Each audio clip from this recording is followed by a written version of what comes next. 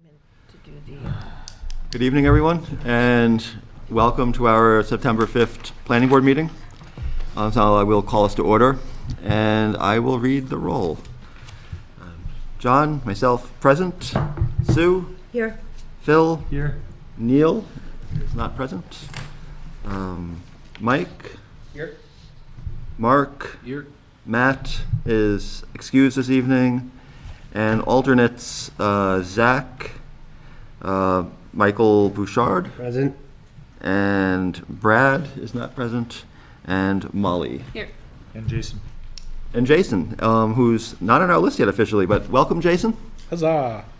our new alternate on the planning board that we voted on, what, just a couple of weeks ago? A month ago? A couple of weeks, right? Yeah. It was the last Actually, meeting. it's in the minutes, yeah. And Bradford did call and let me know that he's not feeling well. Okay. He won't be able to make it. All right, so we are down one regular member, so we can seat an alternate, and going by seniority, that would be Michael Bouchard. So you're seated as a voting member this evening. Thank you, Chair. And everyone else, you're welcome to join in the conversation. Up first, review of minutes from August 15th.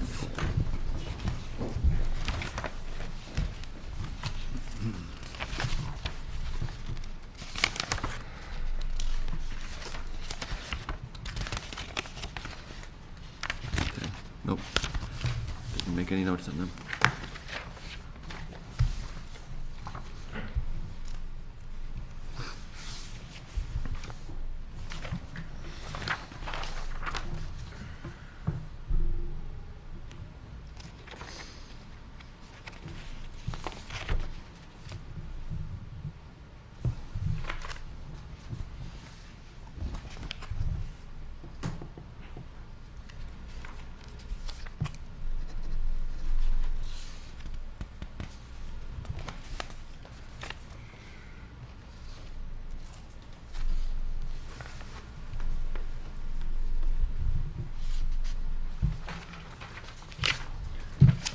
I'll move that we accept the minutes as written.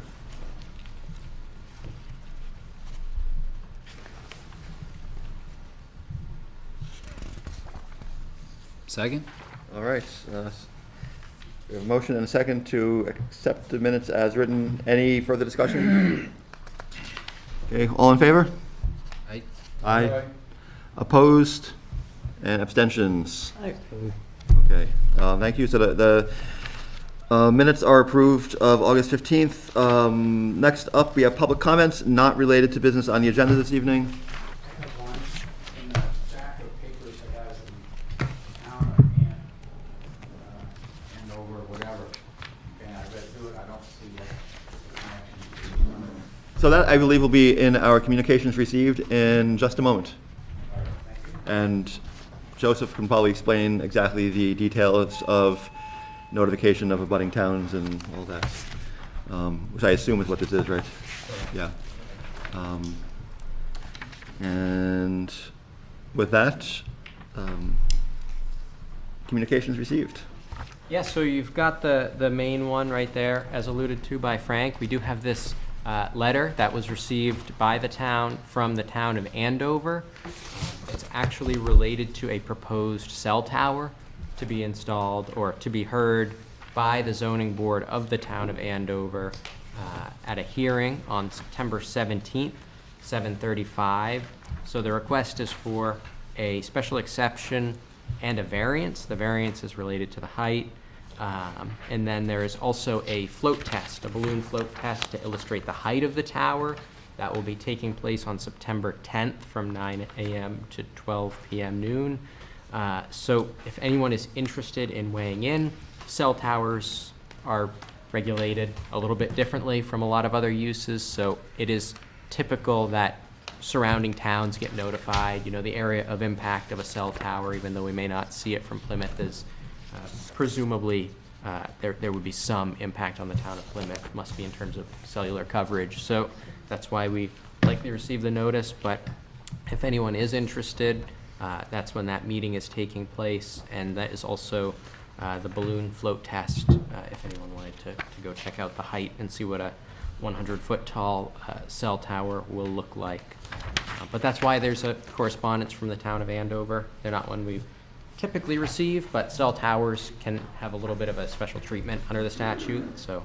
Question, Phil? I was just going to state that the notification that we received is typical of what we would be providing to other towns if we were to determine that a development we're considering is a development of regional impact. So this is just a courtesy to abutting towns. I think for cell towers, it's mandatory. I think it is, Yeah. but we have the option, like if we're considering a site plan that's on the edge of town, or if we were considering a project that would impact drainage or something along those lines, we could make that determination that it would be a development of regional impact and choose to notify abutting towns in this manner. There was one additional communication, and we only have the one copy of it, as the board is maybe familiar. Under state statute, when a survey plan is being recorded at the Registry of Deeds, a copy of it is to be filed with the planning board as well for informational purposes. And also, in case the planning board disagrees with the assessment of the surveyor that it is a subdivision. But what we have is a boundary survey of the property at 113 Beach Hill Road, which has been recorded at the registry, and it is available for viewing online at plan number 16942. If anybody wanted to take a look, feel free to pass it around, but if I could just get it back after, because I also do need to share it with the assessing department so they can use it to verify their tax map data. May I ask if you've had a look at it in the boundaries and if it looks? It does. It does show a slight increase in acreage. The acreage that shows on the tax map is 74, and the acreage in the survey plan is 76 and change. So a pickup of some acreage, probably due to a boundary that was utilized on sort of the northeastern corner. This would be my guess. I don't know, without contacting Kevin French, but there is reference in the plan to a broken over granite post that was found in the corner and an iron pin next to it, and it specified that the iron pin is used in the survey, not the broken granite post, since they could not locate the base for the post. But it doesn't show any new lots or changes in boundary lines as far as I can tell. Just a straightforward survey plan that's being recorded. Does this abut the property that we had approved the storage units on off of Fairgrounds Road?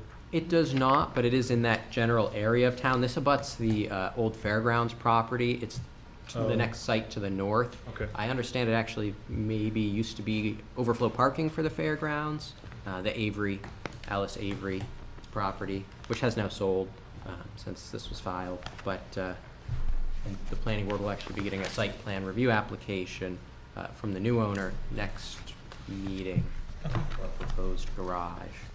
But in the meantime, if anybody wants to take a look, just, after the meeting, if I could get it back so I can share it with the assessor as well. I should also mention, I got a message from Grace Garvey of the Energy Commission about EV charging, asking the board for support for a initiative that would get state funding and hopefully also some local funding for EV charging, which I know others can probably speak to better than I can. But It's actually it's a state grant. it's a state grant Which- through from the federal government that would potentially bring some charging, if all goes well, to Plymouth as well. Yeah. And I replied that between meetings, they had a very short turnaround. I really couldn't write that letter on behalf of the board without getting board feedback beforehand. It didn't seem like a appropriate move at that point. I did offer to write a letter from myself based on my knowledge of regulations and the board, past history and such. And I did write a personal letter informed by my experiences on the board, but I didn't feel at that time I could really speak for the entire board on my own. Worth mentioning, I did follow up with her, asked if it would be appropriate to, at this meeting, get the approval of the board to all of us endorse this. And she said at this point the entire package has been sent off, and it really is kind of already beyond us.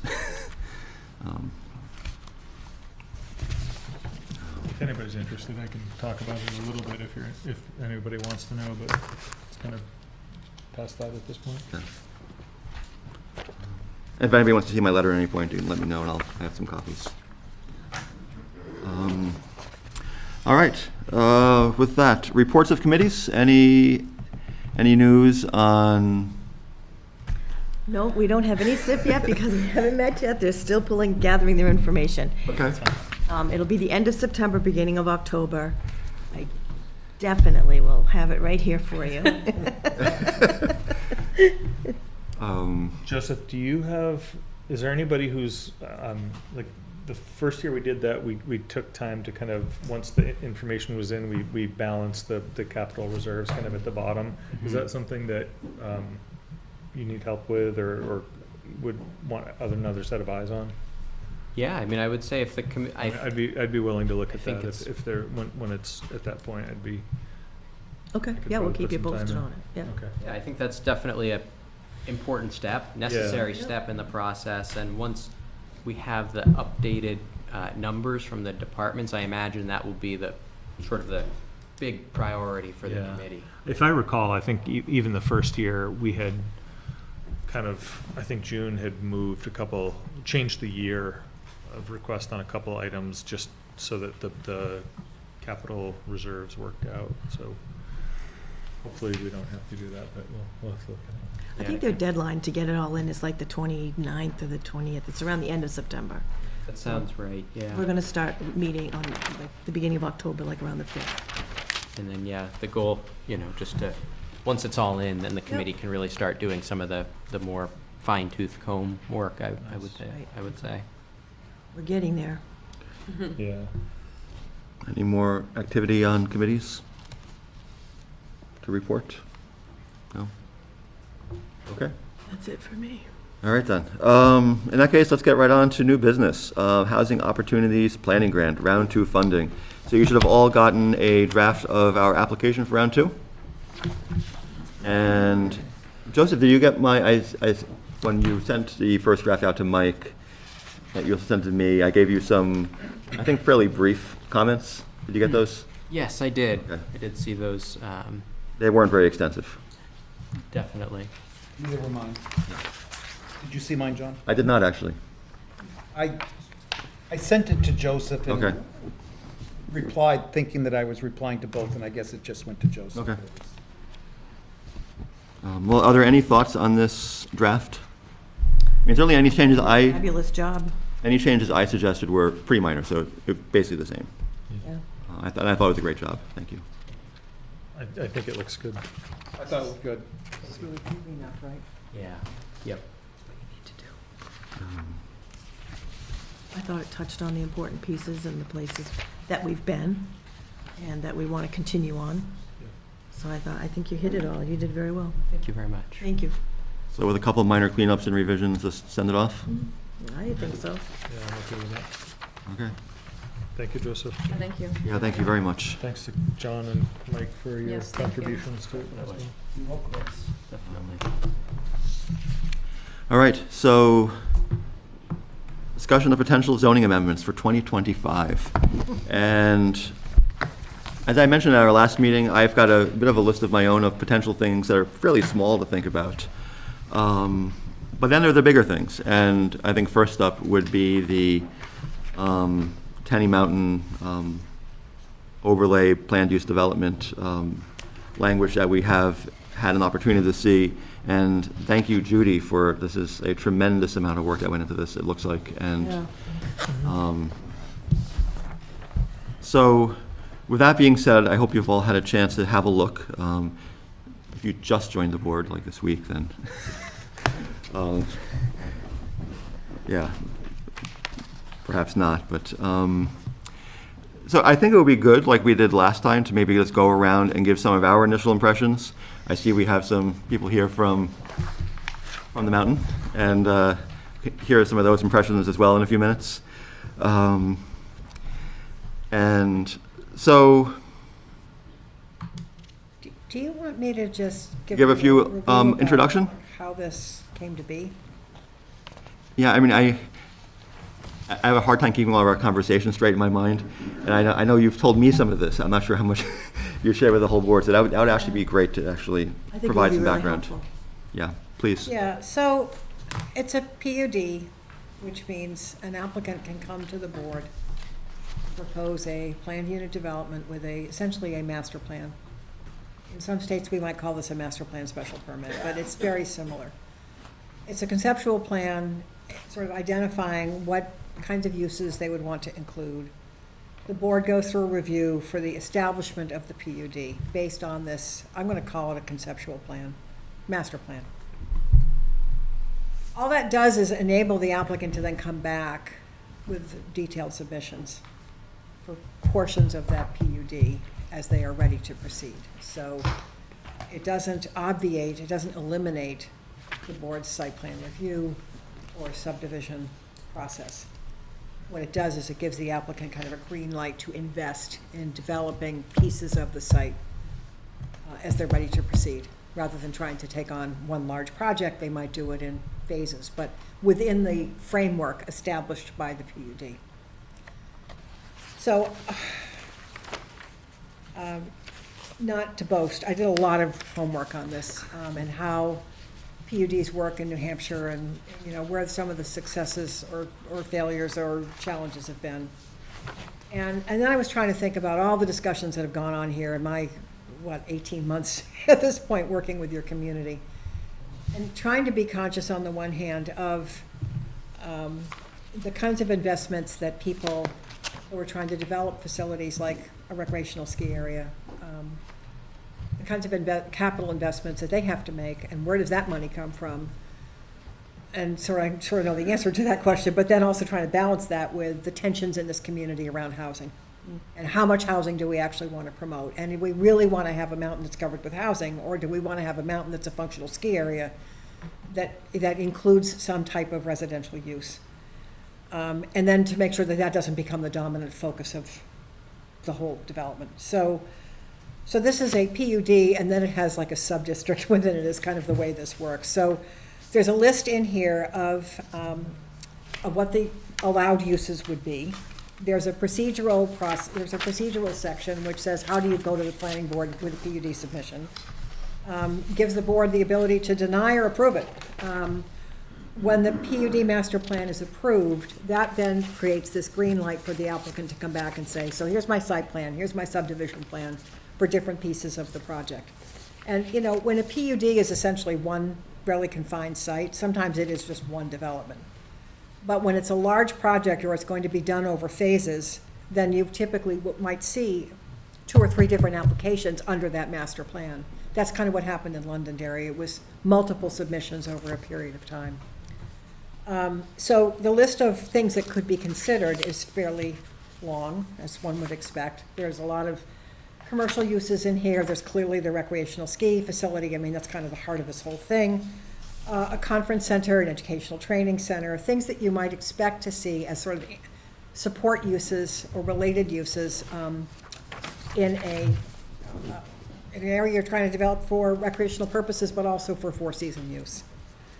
When it comes to the issue of housing, what this says is you can propose some housing, but it is only allowed within what we're calling a village core. So housing can't just be plopped anywhere. It has to be part of some type of village design where it is in association with some commercial uses that would logically relate to why does somebody choose to live in a given location. And there are some limitations on that village core. There could be more. I just, did what I thought was right, frankly. There are some development standards in here. I didn't go too heavy on that because we're not creating master plan at this point, all the other standards that you have in subdivision and zoning and site plan are still going to apply when the applicant comes in to do a detailed plan. So those standards can stand on their own, but this is really about the standards for the PUD review. So on this question of the village core is, you can submit as part of a PUD, a village core. It has to include some commercial uses in conjunction with the housing. The village core cannot be part of a small PUD. There has to be a logical project, right, of which a village core is a piece. So the village core is a confined part of what is otherwise a larger plan. It can include residential uses. Village core cannot be more than 25% of the area of a PUD. So again, thinking about village design, you don't necessarily want village to become sort of abused and sort of become a basis for putting housing all over the place. You actually have to think about what is the PUD master plan you're submitting, and how does this fit into it, if in fact the applicant wants to propose any housing. It has to be joined to other uses that are in support of that recreational ski facility. There are criteria for review of a PUD proposal, which I think are straightforward, but I'm happy to, answer any questions, or you may have better suggestions than I had. There are basic submission requirements, so the applicant knows what they have to come to you with in order to get the PUD master plan in front of the board. And then some definitions being added to the ordinance to explain, like, what's a recreational ski area, what's a recreational facility, and then the definition for fractional ownership units, because some of that housing may in fact be built for timeshare type use, some of it may not be, but at least it's recognized here, so that's an option, if that's what you want to do. So it was a way to say PUD is supposed to be kind of a mixed use concept, a way to sort of master plan a larger area that is going to be built out probably in phases. And how do you, as a board, look at something like that, knowing that you're essentially enabling someone to come back to you with pieces under your existing regulations? You might say also, like, it gives the applicant a little bit more flexibility within certain zoning requirements. Sure, right. And gives us in return a bit more, they have to also give us more upfront about what we're looking for in terms of a long-term prospect. Exactly. And in return for that greater flexibility. Yeah, I mean, exactly. So there's the PUD, and then it's sort of like a sub-PUD. Like the village core is a sub-PUD, if you will. So no one can just come in and say, I want to just do a village core. It has to be connected to some larger thing, because that's how you would want people to design a facility like this. So that's where my head was, and I was just trying to think about, what did the master plan say? Because planners do read master plans. What have I heard here over the last 18 months? And if I've heard anything, I've heard tension about housing. And how do I, as a planner, try to respond to those tensions, and at the same time, respond to what I've heard about the town's desire to support the evolution of Tenny Mountain as a vital ski area? How do I do all that and give you something that I think might work? And that's how I got to this. I also appreciate the italicized questions for us and points where we might have something to think about. Me too. Yeah, there are definitely places in here where I thought, I gotta cue you guys, I need some input. Yeah. So that's how this evolved.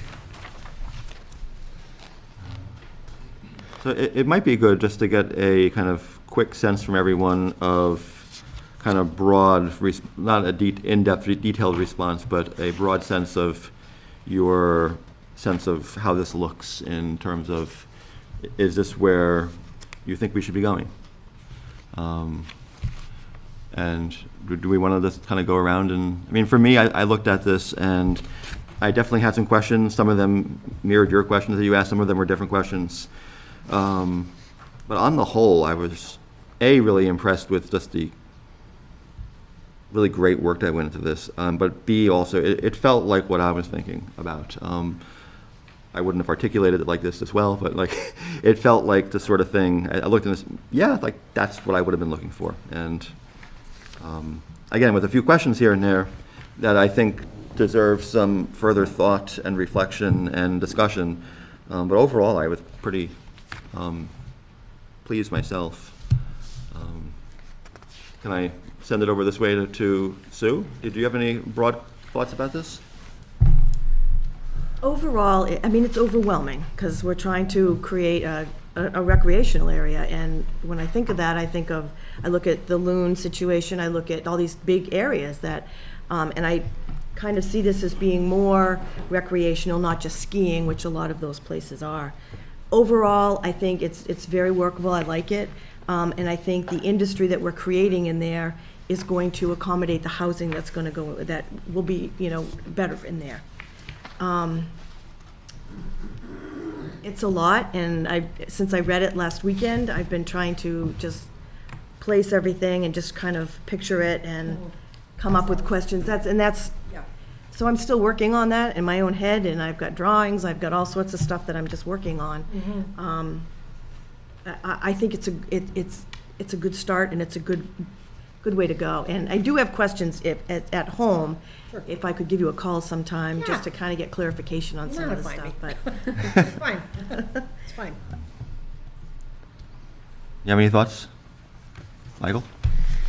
I know that. Yes, I have lots of thoughts. I'm sure you do, and I just hesitate to throw right over to you, but It's, broad not to- thoughts. Not to steal words out of Susan's mouth, but it's definitely a lot of information, it's a lot of overwhelming information here, and obviously my history and tied back, trying to draw parallels to it. And I know that the developer has some challenges that it may have not found its way into this document, like all the existing condominium associations up there, and how are they gonna overlap and work? Are they gonna be an obstacle to get what he's trying to accomplish up there? Trying to make this a four-season environment or development. And then the challenges with the infrastructure up there as well. Obviously, it's private, it's expensive, but the sewage and water structures a challenge as well, working with the village. So I know that there's a lot more that has to be digested before I generate solid questions. Well, and there are things that zoning can't fix, Yeah. too. I mean, that's the other thing is, a zoning ordinance can't open the hearts and minds of people who live in a private condominium development. I mean, that's a separate issue. We can't fix that here.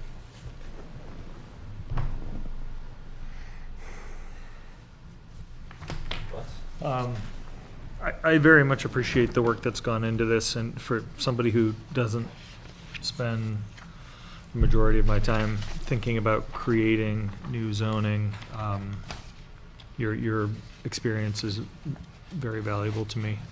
I appreciate the work you put into this. I can't, I don't have any specific concerns at this point, other than I want to make sure that there's enough flexibility in any zoning changes to accommodate the uniqueness of that area. And I guess that's it. I also am very impressed and need to spend more time with everything that this entails and dig in a little more to some of the details. But as an overall approach to what we can do as a board to facilitate the development, I think it's a great way to start.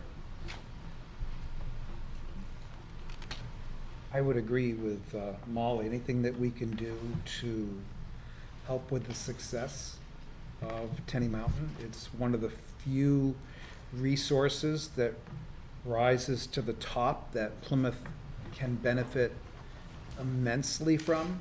The challenges that Tenny Mountain has with water, for snowmaking, we've got to do what we can for them with the tools and having a consultant to help us to help them. So I'm for it. I would just say that it gets a great. I thought you were gonna bite my head off. Oh. Sorry, Oh, no worries. sorry. Teddy bear.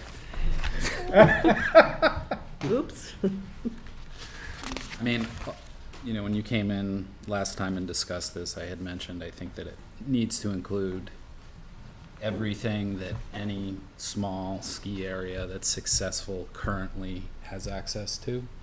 And I think when I look at the different types of businesses or housing, residential, I think there's a lot in there, and I think I'd love to hear, obviously, from the developer if they think there's things that are missing that might be of interest to him as well. But I think there's a pretty extensive list in there of opportunities. One clarifying question, if I could. You mentioned that in this scenario, you couldn't just do a village core, right? There'd have to be a larger plan. Yeah. So let me ask you, if the plan ended up being the rec area, which is kind of a skiing area, and a village core, is that enough? Or does there have to be a rec area, a village core, and a third kind of area as well? Or how, what is the limit It's a there? fair question. So in order for them to be a village, to submit a village core at all, it has to be part of a larger project. Yep. And it could conceivably be ski or whatever, and then a village core. And that could include any of the uses that are listed here as permitted. Sure, okay. So it doesn't have to be a rec area, a village core, and manufacturing area? Or No, I mean, they're allowed to submit. They're allowed that. to, Yeah, but it could, so it sounds like yeah, two is kind of, you have to have two. right. Okay, so let me make sure I understand. The master plan has to have general ideas, concepts about each kind of zone of the overall project. Is that correct? Well, I would assume the developer will do that. Okay. Whether they come in with multiple PUDs, I Okay. can't comment on that. Okay, so I guess it was connected to Mark's question in that we have a question of how much do we want to see in the application to the PUD? So if they want to do a village core, Mm-hmm. they have to be submitting a PUD for at least 250 acres of the site. Okay, And the village core can't be more than 25% of the area of that PUD submission. So, and they have to have a mix of uses. And the board is well within your rights. If you think the mix of uses is not really a village core intent, you can push back. You don't have to approve a PUD. I think needs to be clear. If you do, then you're allowing the applicant to then come in with a detailed submission under your site plan or subdivision regulations to then build what the concept plan envisioned. I just want to, I know it's your first night, and if you have no comments about this, that's fine. I just wanted to leave it open to you in case you did. I have Jason? no comments at this moment. That's fine, yeah. Just checking. Could I just ask one more thing? I think the map too, Yeah. the area, that's another thing, because if by chance this overlay is gonna go all the way down to, say, the traffic circle, it's gonna cover that whole area. I mean, that kind of changes my vision of things too. I totally understand, and I left the map question Right. because I was not clear either.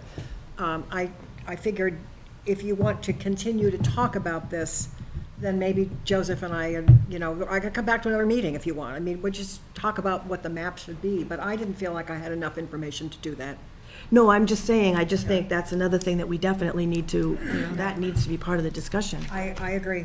Because that's, there could be more than just Tenny Mountain Ski Area that wants to be there. Right. There could be more down towards the traffic circle area, and I'm using that as a landmark, I'm I mean, not saying that This is far. not allowing but- them to do a PUD anywhere, is you're creating an overlay district for starters. Right, the Within that overlay. overlay district, these PUDs would be permitted. And what is research laboratory? What is that, what would that, It could be research and development, product development, scientific research. I guess it would depend on what the market was for, but, okay, it's a job creation use, so. okay. Yeah, and we did talk about a little bit in like the kind of last round of discussions of this area, what some of those boundaries might be and how far, and how, I think you were there for some of that, how extensive that boundaries might be, and whether it would include some like large private land holdings that probably would not go in this direction anytime soon, but maybe would still be part of the overall district, just in case. And I do recollect the conversations, Yeah. but now that we've got this. No, of course. That kind of changes those dynamics for me. Now we have the details, like what it So would actually mean. I understand we've talked about it, but I just want, No, I wasn't saying you didn't like remember, but yeah. Anyhow, I had a question, and I assume others might have a similar question about how you came up with, I think it's 20 units per acre, and then, is that what it was? Yeah, I think. For housing density. And then the way we measure that by the entire size of the overlay. And then it's 20 units, Within the PUD. which the entire, well, not the overlay, but within the PUD area that we choose, or the developer chooses, you take that entire size of land, and then you do 20 units per acre, and that tells you how many housing units you can have within the entire PUD that's submitted. This is what I'm trying to understand, and how that So I've got density an overlay gets translated. district. Yeah, An overlay district, within which, subject to village core submission, I can do housing. yeah. Within that village core, it would be 20 units an acre. So we don't use the calculation of the entire thing, only the village core. Yeah. Okay. I was gonna say, 'cause that can create some incredible density if it was the entire That thing. was not the intent. Like you can get skyscrapers and, That was not the intent, and if Okay. that needs to be clarified, I will clarify it. I may that's not have read it closely enough. I was trying to figure out exactly how we calculate that 20 acres, 20 units per acre, and you just They have a answered, site. and you just answered my It's 20 question. The site's 20 units an acre, not the whole village core. Yeah, okay. And if we, yeah, one of the things I was working through my own brain was trying to imagine what 20 units per acre in this sort of development might look like as we imagine that kind of playing itself out. Depends on the terrain. It does. It depends on a lot of things, and it seemed like a lot of factors I was trying to hold together in my brain and trying to figure out what this might look like.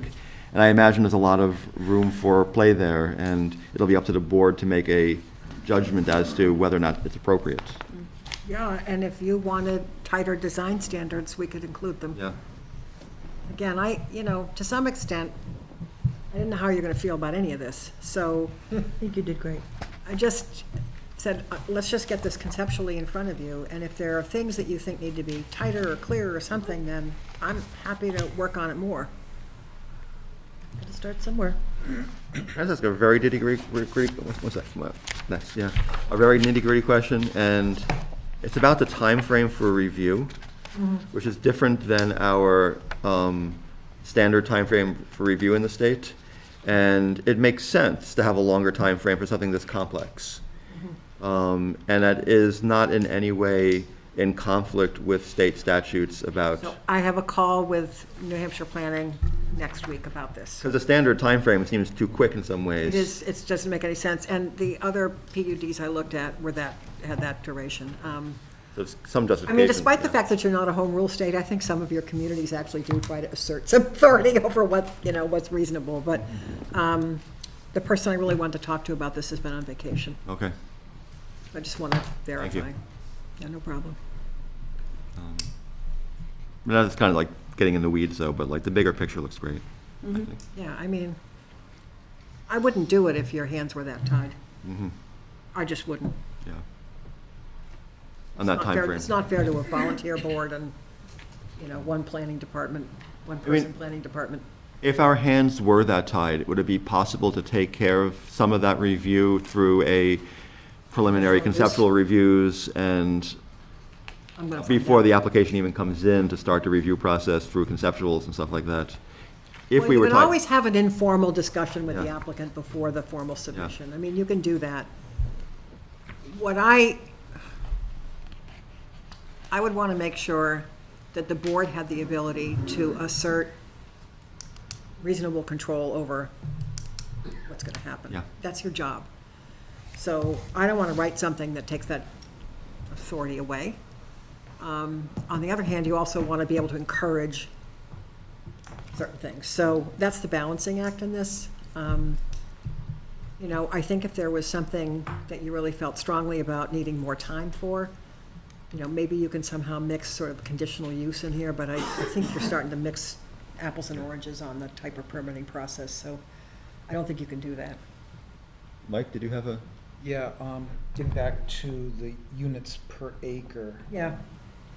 With an example of a hotel or a timeshare, you can't make 20 units per acre work. Is there How's that handled? We had a 5-acre applicant with 5 acres for 93 units.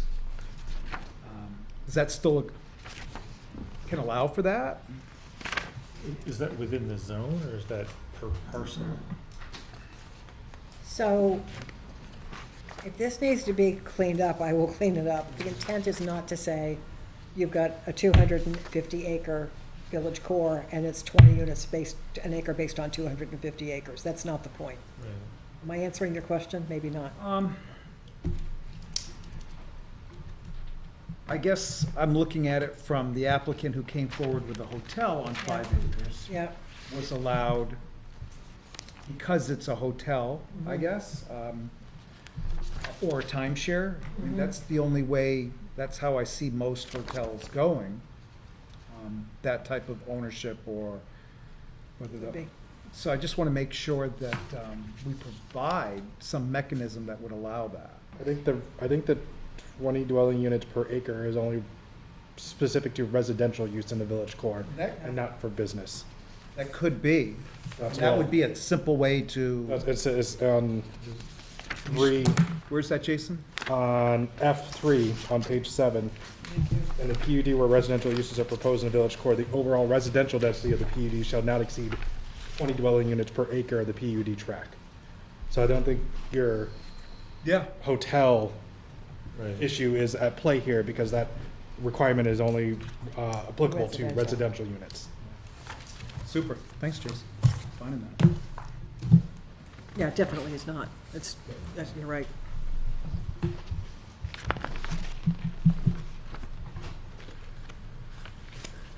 I think we have some members of the public who might like to speak. And are there, and I definitely want to hear, this is a complex document here, I mean, I definitely want to hear from members of the public, including some very closely involved members of the public. Are there any other comments from the board before we kind of open up the discussion a little bit? All right. Any members of the public would like to speak? Please identify yourself and come on up to the podium and Anybody like to go before me?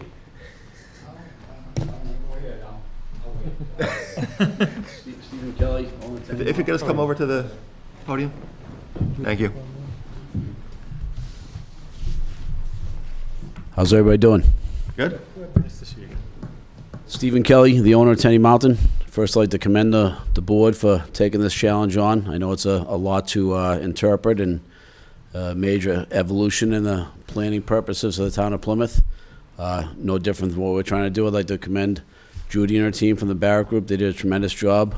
I look at this as really a first pass at what will eventually be a mutually agreed upon but beat up document, so you guys have a lot of good questions. We too have some questions as well, but I think to highlight some things, we've seen these before, and I think, again, the Barrett Group did a really good job putting us together. Guess where we are today? We have some questions on some of the density we talked about, some of the limitations, some of the height restrictions, some of the allowed uses, so we expect to have a little bit of back and forth, with that. But obviously, we want to be here as a partner with you folks, trying to help get this, put to a point where we as a team have worked through what's in the best interest of Tenny Mountain, but also the town of Plymouth. Everything we're doing on Tenny, and Mike knows this, Mike's got very in-depth knowledge of Tenny Mountain. In my own plans, this isn't just about Tenny Mountain, it's about initially the town of Plymouth and then the greater Plymouth area. So a lot of the decisions we decide upon here as a team are going to heavily influence what we're allowed to do up there. And really the purpose of the POD is to allow flexibility, as Judy talked about. We don't have that crystal ball to tell you exactly what it's going to be 5, 10, 15, 20 years from now. Even in the 2 years and 3 months since I bought the mountain, my own plans have had to have massive evolution as I start to understand the prioritization of where funds had to go. When we get through 12/31 of this year, I'll have invested close to $20 million in the mountain. If people don't understand, there's a whole new snowmaking system going in.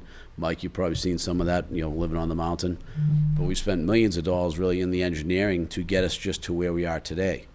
What's going to influence some of that is the results of that. I've got John and Brian from Horizon Engineering here, one of our consultants, best in class in New Hampshire. They work in a lot of the ski resorts.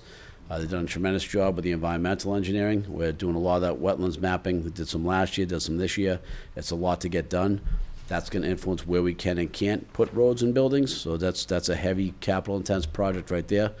Mike, we've been looking at the water and sewer, not just with the Horizon Group, but also with Jason Randall and the Plymouth Village Water and Sewer. We're assessing existing water and sewer, infrastructure. I know it's not a zoning issue, but I just want you to know that's the type of stuff we're actually looking at. We're spending real good dollars in planning so that whatever we decide has been fully vetted. So now we know whatever we start to embark upon is we can make that work. As far as what we're talking about here tonight with zoning, we would like to at least send a supplemental list of questions to you folks as our own review of the document. And we can do that in this forum, and I can bring our leadership team up. We also have got Drew and Tom from CRO. They're working with us on the master planning of the ski resort.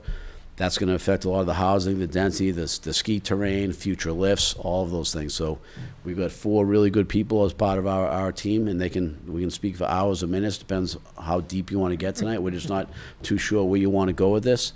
But for my sake, I welcome any and all, conversation. I'm fully committed. I've bet my whole life and my career on this mission, and it's to really bring Plymouth back and make it a great city. And it's going to be on job creation and housing, and Tenny eventually is just going to be an amenity to the community that we're developing here. It's going to give it a 4-season seasonality of skiing and mountain biking and hiking and zip lining and all the stuff that goes on with the mountain. But it's really focused around job creation and housing, and then building out that entire ecosystem. So in that, I can tell you, it's not scripted. It's not fully designed. It's just conceptual right now. So the purpose of the POD is really to try to help us have that flexibility as we go. The overlay district, which to Judy's point, is more encompassing because it gives us the flexibility in future years to expand beyond what people think Tenny Mountain is even today. So that's the benefit. That's one thing I'm asking for is we need as much flexibility as possible to then help Plymouth grow and prosper. There will be times when we come in and with an opportunity that could enhance the town and enhance the master plan. We need the flexibility within that master plan to pivot and tweak to make that work. So I'll stop at that because unless we want to get more granular, I'm just going to keep it kind of at 10,000 feet right now. I'll pause if you have questions for me. And if we want to get more granular, we can bring our team up. Can I bring us to 5 for a second, like 5,000 feet? Let's go to 5. Were there any parts of this document that as a planning board we have to consider, like hopefully this year, that you look at and say, yes, that would be a great opportunity, or that's going to continue to be a real barrier for us? I'd say the biggest, if we want to call it a barrier, just to be consistent with our vernacular, but I don't want to use that terminology with Judy's team did a great job. We look at the successful resorts, not just in New Hampshire, but in New England and beyond New England. You've heard me possibly mention Mont Tremblant before as a good comparison when we're trying to think about a village ecosystem that we're going to be building out. The height restriction of 60 feet really wouldn't work. People think, it's a 6-story hotel at 10 feet to a deck. No, that's what you call Motel 6. I'm pretty sure that Plymouth doesn't want a Motel 6 on Tenny Mountain. You gotta think about the Mount Washington Hotel, something grand, a convention center. The first floor will have 24-foot deck heights with big, ballrooms and things like that. So we're gonna need some flexibility on, say, the height, but it doesn't apply to all properties, the entire property. It's within very specific building applications. The discussion we just had around that whole 20 unit per acre. There'll be buildings that might need to exceed that, but over the average, it's a blended average. It's not going to exceed that across the whole thing. I can promise you, not in any of our lifetime, you can see an urban environment here with 5 skyscrapers. This is a rural community. It's going to always be a rural community, so it's going to be designed well to fit in that ecosystem. But we would look at the height restrictions as something we would definitely need some latitude for. And I'd probably say, for the most part, I think the density works with it, with what we're looking to do anyways, but the height was probably the biggest thing that we would need some relief on if firm decisions have to be made this year. And we can submit a whole list we can put an RFI together, just request for information with some clarifications and maybe make some suggestions. And, whatever you guys suggest is like the next best, part of the process. As a follow-up, can I ask, so, I mean, one of the things I think about with height, and you've probably thought about this already, is steep slopes and all of that, and, measuring height by the average rather than, one facade or the other. And does that at all change the dynamics of this? Because in many places, we're not dealing with flat ground.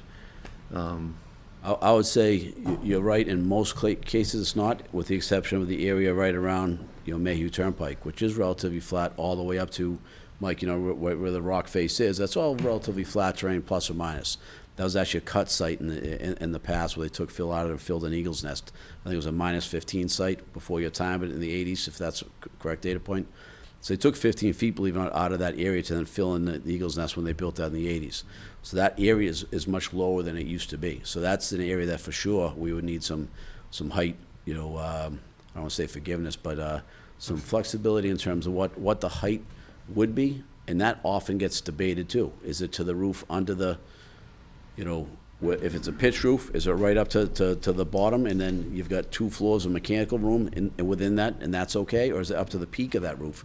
If you look at the Mount Washington Hotel as just an example, there's a variety of different roof heights. In some parts, it's only 4 and 5 stories. Sometimes it's 6 plus 2, because the top 2 is all the mechanical rooms are built up inside the pitched roof. So it's really an 8-story building. It's just things we have to think about, and we don't have that scripted yet. I can tell you, we want to be best in class. We want to be the best ski resort, not just in New Hampshire, not just in New England, and we want people flying in from Canada and the West to come ski Tenny Mountain, stay in Plymouth, and that's our goal. So we need the ability, when we get to that point of the master plan, to design, amazing spaces that are going to blow people away and really put us on the map. I was just saying, I'll turn it to you, Secretary Jason.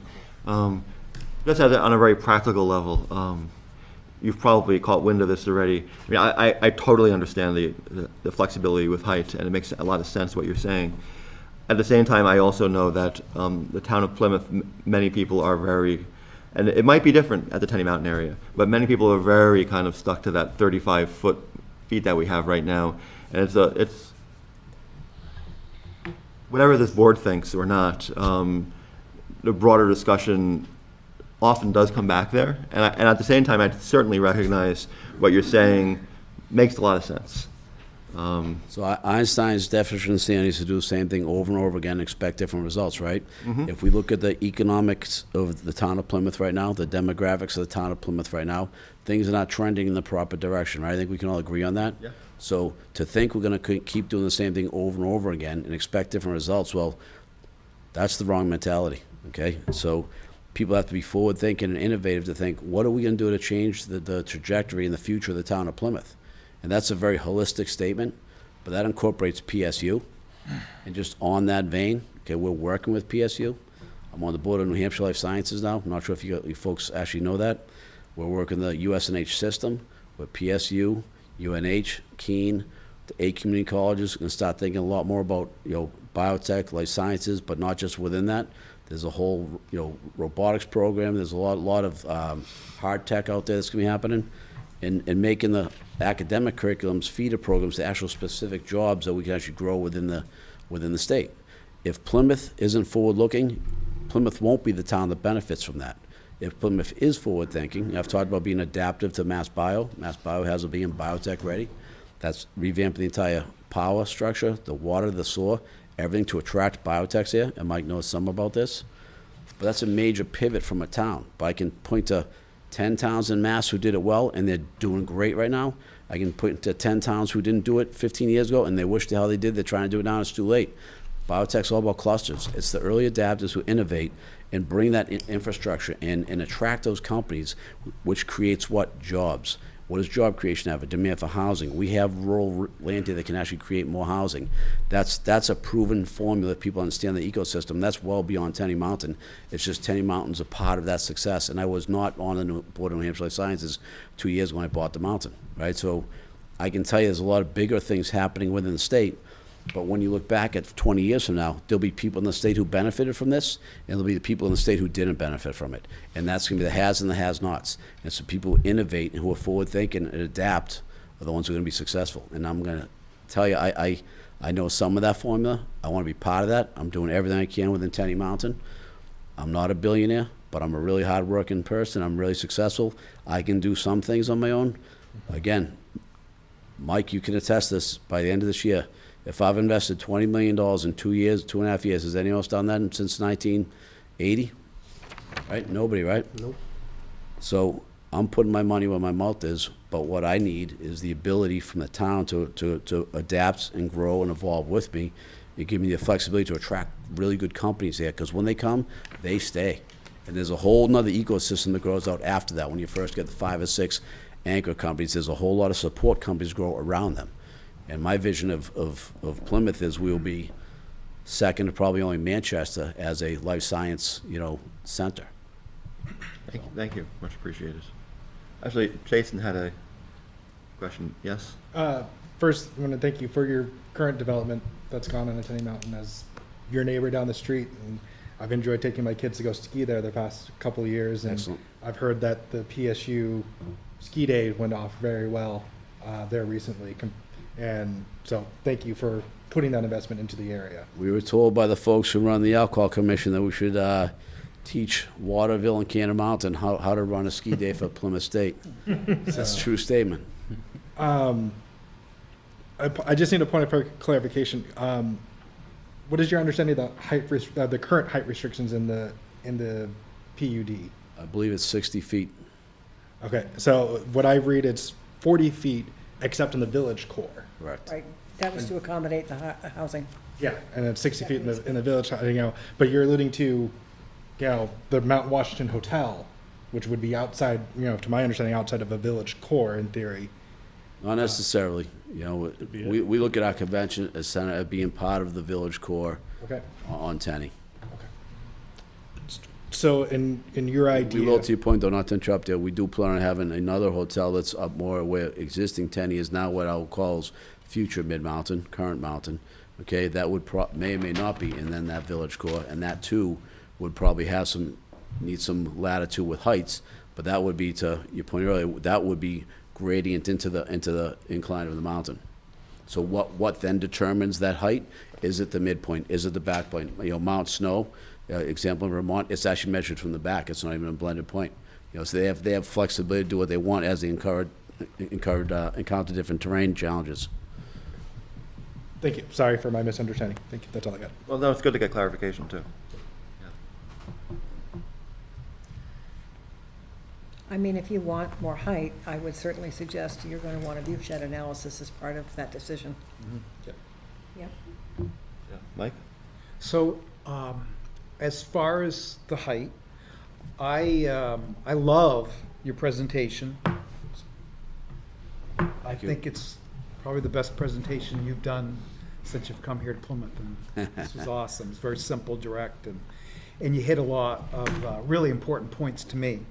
And I've said from the beginning, I want Tenny Mountain to be successful. If there's a chance that a hotel where people are flying in from wherever and they're going to spend the weekend or a week, or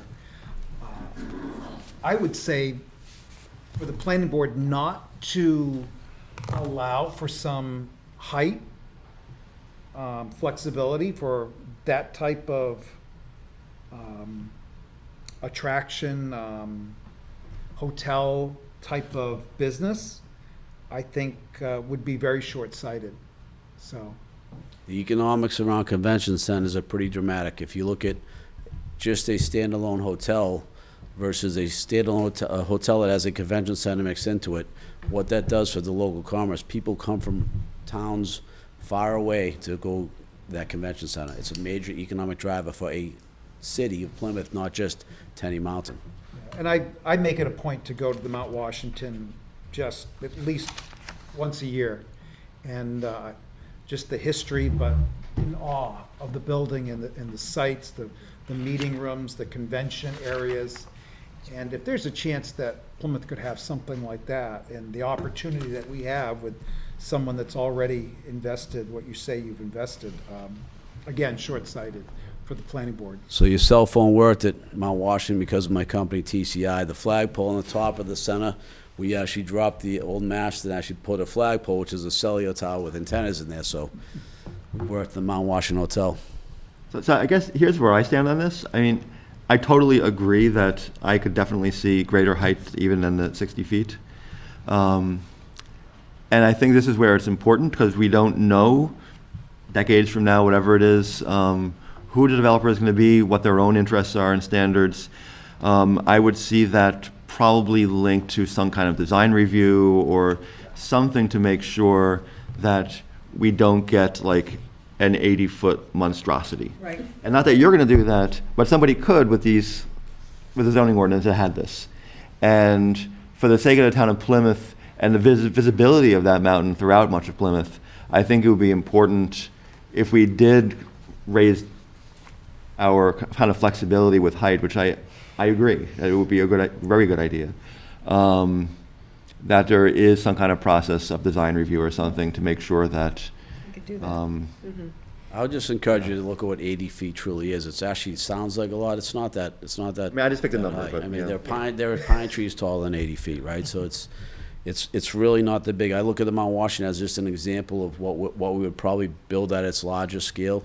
Because again, the convention centers tend to be down the first 2 to 3 stories. A lot of them are the first decks are, double deck, but, just think about the flexibility of what we would need there.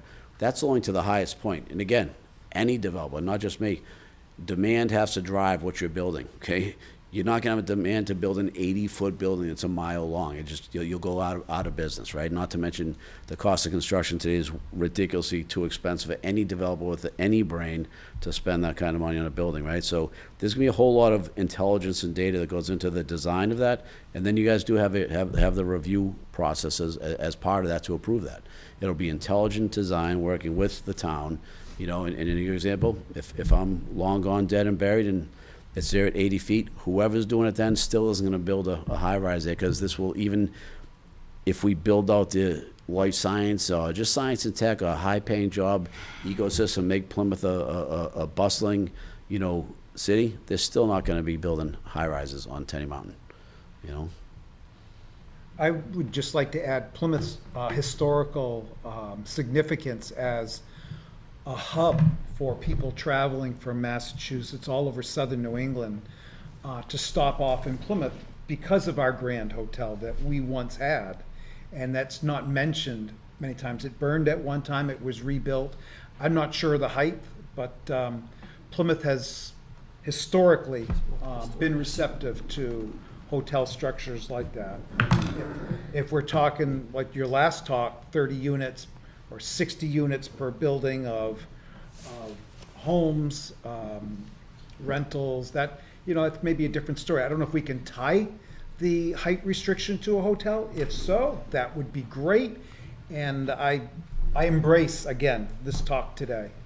Yeah, I would say the building types obviously vary, as does then the height restrictions and what they need, But as much as 80 feet sounds significant, I have a house in Wolfboro, and if I was to measure from the bottom to the peak of one of the gables, it's like 50 feet. Because it's a 12-pitch roof, and just the way it works to drop the gradient of the land down to the lake, so 80 feet isn't that significant in the world of apartments and condos, which gets into more of that application. Then again, I think of the entire ecosystem. If we start to think about housing, we've talked about a term that is defined differently in New Hampshire than Massachusetts, but housing that is affordable for blue-collar workers, okay? That might be in the apartment type scenario, and then as they gravitate and start to get to a higher level in their career, you need market rate housing, which is typically your single family homes, maybe duplexes. And then you have your segments of the market that are luxury, which is the condominiums, and then you have your upper luxury, which is the bigger, high-end homes that typically built up in the upper elevations, which you see Loon doing now, the $5, $10, $15 million homes. And there's a mix of all those different segments in the real estate market. And for Plymouth to be successful, you want to be able to check all those boxes. For people to fly in to go for that 1-week vacation, for the CEO to own one of the companies that's on the mountain, to buy that condo, he wants to fly into that airport, which, eventually we'll get to the point where we knock down that control tower, build a control tower, elongate the runways to 5,000 foot. Private jets can now land in Plymouth. I've already talked to Scott Ween about all this. It's like all it's already been thought about, you know, and that's gonna happen someday. When we get to that point in the master plan, we start looking, okay, we just have to elongate to 5,000 feet, and we can get PJs up here, and that's gonna be a whole nother, you know, next level I was wondering if you were thinking evolution. about that. You know, what's that? I was wondering if you were thinking about that. Long time ago, man. I actually talked about it, one of the meetings I was asked to go to at PSU, and one of the folks come up and asked me if I could extend the railroads from, I think it was Manchester up to Plymouth, and kind of laughed and said, it's a little bit beyond my pay grade, you know? I think I had asked you about that at some point. Someone did, I was like, I wish I had that control, but maybe someday, you know? Well, I mean, historically, that's why the hotel went in, and the second Pemmy House Hotel was actually built by the railroad company. They would get off at the railroad station, right down there, right in Plymouth, and Yeah. go through my farm. Well, Yeah, I don't know if it's thousands of people, I mean, but there's old pictures of everybody walking around. 2 trains a day in each direction, full. Many planning of them got influences off for everything. lunch Planning, and- planning influences failure, and planning influences success, right? So those who, you know, there's one generation's innovation is the next generation's obsolescence, right? So we always have to be looking in the windshield and say, what's changing? We can't say this is who we are, who we were. It's who we need to be to thrive and be successful. And Plymouth has been stuck in my eyes, and I don't mean this disrespectfully, in a little bit of a hold pattern for a while now. And it's all starting to get to a tipping point where it's gonna go one of two ways.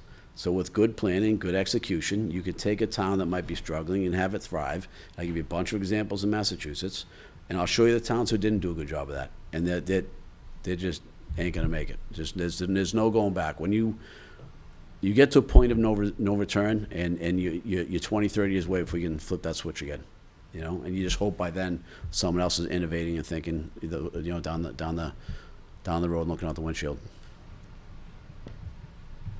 So do you have any suggestions for us as we're going forward? I mean, I'm imagining this overlay as something that would certainly, in the immediate moment, obviously be a benefit to you and your team, but also to other teams down the road perhaps, and also include land that's probably might be developed by other developers in the region as well who own land over there. So obviously you represent your own kind of thoughts about this here, but as we think about this and in the broader perspective going forward over the next few months, do you have any, obviously it's a height issue, does the kind of village core idea work for you? Yeah, I'd say that's somewhat typical and expected. Yeah. You know, the data can be massaged a little bit. What percentages should they be? But that in theory, you know, ideologically makes sense. We need to define what that's going to be. Sometimes is it one large PUD? Is it several smaller PUDs? What's it going to make to make this work? And a lot of that's where that is the conversation between the developer and the town trying to be successful, you know, and to me, it is a team effort. If we're successful 20 years from now, we're gonna look back and hopefully have I'll say, drink for anyone who likes to drink and a cigar and celebrate, you know, good planning, hard work, and execution, you know, so I'd say ideologically it does. What I'd like to do is have my team be able to, and by the way, we've got people on zoning boards who've been through this process in multiple towns throughout New England, so a lot of experience, you know, and again, we'd like to work with Judy and her team to say, you know, let's consider a couple other things and maybe represent that to you folks and say, what do you guys think about this? You know, and realize everything I'm doing is in the best interest of not just Tenny Mountain. It truly isn't. I'm not that selfish. It's really the greater Plymouth, and I've said this before publicly, it's beyond Plymouth. It's the surrounding towns, the 5 or 6 towns. We want to, Central New Hampshire is data-wise a somewhat economically depressed region. If we are successful 20 years from now, it'll be a bustling community, not just Plymouth, but Central New Hampshire. And Plymouth will be the spoke in that wheel, the center of that wheel. Well, I liked your earlier idea of submitting some questions to us so we could take a look at them and see what concerns you have. So I think that, to me, makes sense as a next step so we can react to those questions or concerns. So Okay. I think that makes a lot of sense from my perspective. Just so everybody knows. Yes? They don't need to do a PUD at all, Yeah, because the overlay allows them to do underlying zoning. underlying zoning and then a resort recreational facility. Yeah. which would include everything but the housing. I'll tell you why this is valuable to all of us is, again, if I was a self-made billionaire, I could fund this whole mountain, but I'm not. But I've worked really hard to get to what I can achieve for success, but for this project to be successful, it's gonna take outside dollars. It's gonna take people who invest in these projects, who want to make money on their money, but they wanna see the project succeed. Okay, one big prohibitive factor to getting investing is the current zoning. When we actually create this, it's going to open up the opportunity with great timing, because we'll be in a really good spot probably 6 months on our master plan. Again, we'll be pretty far along on the wetlands analysis. We've done a ton of master planning already on the water, the sewer, how it's all gonna work together. And our team from CRO's done a really good job of starting to navigate what this might look like. So once we get the final data in from the wetlands analysis, we're gonna really be able to inform a business plan and look at something that might holistically make like real sense. Not just a pretty picture, which I started out with pretty pictures, but we have to actually build the data behind that to build it, the model. So we'll be able to get investors to start coming, and if we have got a really good working relationship with the town, which is a major obstacle to success for a lot of developers, that's a huge check of the box to get people to want to invest in the project. And when they see that we've actually worked with you folks successfully as a team to create our own zoning overlay district, that is a huge, huge barrier to entry that people will now be willing to invest, be more willing to invest, because they see that again as a big obstacle. Once dollars start flowing in, we start getting shovels in the ground, we start building buildings, the ecosystem starts to thrive, jobs are starting to be created, housing is being created. The housing is going to solve a problem for Plymouth and Greater Plymouth, not just what the jobs are going to create on the mountain. It's going to solve immediate needs. So the whole thing starts to work together. So this overlay district is a huge value add to all of us to start the process of turning that, ship to get Plymouth going the right direction again. So, one of the things that's fun about working with developers is they want predictability and flexibility, both, which in zoning is a difficult challenge. Yeah. So your interests are going to be what makes this as economically viable as possible, which is fine, right? My concern as their consultant is I want to make sure that they get what they thought they were going to get. And that's my whole objective here is whatever you say you want, if you want 100-foot high buildings, you can have 100-foot high buildings. If you don't want, if you're willing to do trade-offs around, yes, more height's fine, but there's going to be a visual analysis because we don't want to have something just sticking up in the air with no context. Like a windmill? Whatever. Has anyone seen I'm just saying that, the town has an interest in getting quality and making sure that residents don't feel like they got something they weren't expecting. And so there's got to be this, there's give and take on what this is going to be, but, I'm sure there will be. I've said my piece. Has feeling very anybody protective of the been to town right now. Balsams? I have. Yes. Stayed there. Have you seen the old hotel that they're gonna be redoing, which I think is 9 or 10 stories, and then the massive hotel they're getting ready to build? I haven't seen That's been in the works for a while, hasn't it? Well, the old hotel, I was up there, so we actually looked at it as a possible builder. We pulled out of it. But the existing hotel is like amazing in the 20s and 30s, but I think it's 10 stories high. I mean, it looks like an old Hollywood horror movie, and it's going to take a tremendous capital, investment to get that back, but it's a beautiful old building. But I think it's like 10 stories high. It's pretty big, yeah. I have fewer concerns about height, as long as it's, I'd rather pull the height restriction out and just have design review as part of the process, honestly. It's. Yeah, it's fine to say design review, but then you have to think about what the standards are going to be, Yeah, which I is would, fine. I mean, I would be hesitant to pull out the height, strike the height restrictions, but I would say something like, these are the current height restrictions with variances depending on design review. Allowing for, giving that bare minimum, that here's what we understanding that we want to do, but we're willing to work with you if we can review said variance. And the criteria, that's where I would need some guidance, because in many moments, it's like, you know it when you see it. It could mean so many different things about what actually works. Yes. And to actually clarify that a bit is, it's a difficult process, but it's also important. If this is Route 3 or 3A, you know, a 100-foot building here has a bigger visual impact than a 100-foot building at the bottom of a hill. Well, it's also- That's backed up, right? So, I mean, that's And- where design, like, I think if we can come Well, up no, with I think it's appearance also standards. architectural design Yeah. review for how the building itself looks, not just where it's Yeah. placed as well. Yeah. Right. Yeah. Yeah. Yeah, because I think part of it lends to, at least in my mind, like you have referred to Plymouth several times as a city.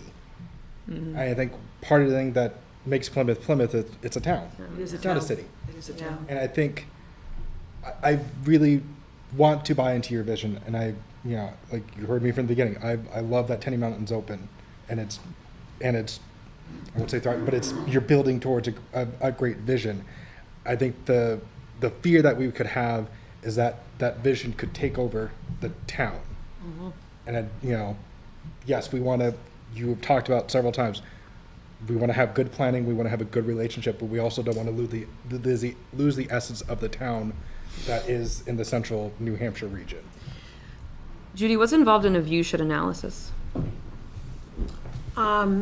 So typically you would have an architect submission for the board to review that would look at the proposed structure from a variety of vantage points. Yes.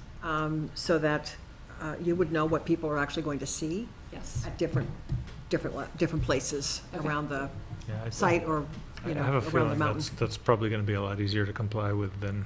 Pardon me? I would think that would be a lot easier to comply with, based on the scale of the work they're doing. Like, I would think that would actually be fairly simple. Yeah, I mean, it could be, grand but at scheme least of it gives you everything. something so that you know if you're going to approve something, you know, with Yeah. Yeah. right more height than you're typically used to, Yeah. that you know what the visual impact is going to be. Yeah, and there are neighbors who look directly at Tenny Mountain from across the valley that would probably appreciate that kind of thing. I was going to take a little bit more of a kind of broader view here that's not really lost in the regulations very much. If we think about like what it means to be a town, like town of Plymouth, historically, if you look at our architecture downtown, it was much bigger and denser than it is right now, with 4-story buildings and lots of big brick and wooden structure buildings, the Pemmy House Hotel, and all of that. But within that, there was a certain kind of tendency in the design. It still looked like a town, even with a much denser town, but it still looked like a town. And so- Architecturally, you mean? architecturally, the kind of general feel, and in fact, in many ways, those larger buildings framed the street better than it is currently.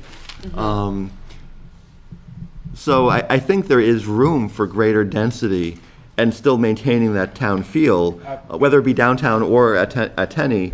And again, that comes back to a review and what that looks like. Absolutely, yeah. That's definitely what needs to happen. Yeah. Agreed. And you know, thinking about the potential development you'd mentioned around biotech or other technology development. I'm the closest thing I can think about is Hanover's got a beautiful historic downtown, very vibrant community, but there's also not too far from there, Etna Road. There's a whole bunch of high tech businesses that thrive there and do well. We have the opportunity to create something like that. I almost think we're missing out on kind of our long-term master plan goals of developing kind of the south side of Tenny Mountain Highway with something along those lines. But if it fits in to fit some of that into this area as well, I don't see that as incompatible. I'd welcome the opportunity to be in a meeting with you guys on the long-term master plan, independent of Tenny. I can tell you that the couple meetings I've come to here, I had the opportunity to listen to everybody in front of me, and they all complained about the roads being in disrepair, no money going into them, the taxes being too high, and the solution to that, again, it's not a Stephen Kelly thing, it's a data thing that exists today. If you look deep enough, it's a commercial base with a residential base paying into that same pool together, which capitalizes the towns to be able to afford roads. Typically, the commercial base is significantly higher than the residential base, so the residential taxpayers base actually starts to go down over time. And now the townspeople are happy. your town services get more affordable, the police, the fire, the schools. I mean, that formula exists today. It's just the planners need to understand that and not listen to the minority who might show up who don't want change, yet they'll be the first ones to leave because their property taxes are too high. Guess what? It's too late to change because you listen to the wrong data, right? What stimuli can we respond to? It should be the one that's going to help Plymouth. One of my business models, and I'll just leave this with you, and I'll drop the mic because you guys are probably sick of listening to me, is mission team self, right? It's always what's in the best, and this by this that's related to my businesses. What's in the best interest of the company always comes first. What's in the best interest of the mission is first. You team yourself, and as a leader, you always put yourself last, right? So in that, you have to not listen to some of the stimuli that might not be in the best interest of the mission or the town of Plymouth. And I think if we look back the last 20 years in Plymouth's history, and I wasn't here for that ride, but if people were, they might be able to find some opportunities there where maybe things could be done different and better and embrace some change and evolution that might have put Plymouth in a more positive position than it is today. Okay, so history is a powerful teacher. Learn from it. Apply it to the windshield, then move past it. Don't live there, but learn from it and apply it to the windshield, and let's make Plymouth great again. I'll leave it on that. Thank you. Thank you, sir. Thanks, Steve. Frank Miller, and I would like to say that on this project for the overlay zone, we should make it clear that it's Mayhew Turnpike Route 3A, Tenny Mountain area, not the Tenny Mountain Highway, which has the commercial industrial zone. That's going to confuse a lot of people, and any attempt to pass any legislative actions will represent no. Now, as an engineer, I'm an aerospace engineer, we live with numbers. Everything is numbers. And we have to deal with infrastructure numbers. There's 4 basic infrastructures of the world. You have the environment, which is, has its 8 infrastructure items. You have transportation, cars and pedestrian, which has its own language and math and reasoning application on how we built, certify, and approve them. We have our utility systems. They have their own math, language, and reasoning systems. And then our buildings. A building has 9 loads. That's new, used, or proposed. The loads are live, dead, dynamic, wind, thermodynamic, hydrodynamic, settlement, and financial. Financial is a load. Empire State Building was built, and it took them 12 years to generate income to pay off the building. They made more money getting people going up at the top to look out. And okay, so those are the load factors. The other thing, the issue you planning board needs to allow itself the joy of discovery is you do not certify words. So this thing about character of occupants in your housing, forget it. You deal with numbers. And have the regulatory alignment of federal government has their definition of housing. The state government has their definition. You have your definition. Industry standards such as the National Fire Protection Association and the insurance company have their definition. I'm a member of the National Fire Protection Association codes and standards. I've established a code dealing with airports for the whole country. Anybody else here done the same? No. So you're not allowing yourself the joy of discovery of what we could do with the town of Plymouth. Now, back in October last year, NASA gave 7 universities $4 million each to do the study and the environment of an airport. Did we take it? No. We're going to do our own, which you still haven't done in an inventory yet. But you can't have this type of product, a potential here, without doing your numbers. And you need to allow the system that's already in place, that's the North American Industry Classification Guide, which establishes a 6-digit number, which as a business, when you file down in Concord as a business, you have that number on there. And those numbers follow you through on your compliance because it deals with numbers. You need to allow that system to be part of your process of reviewing applications.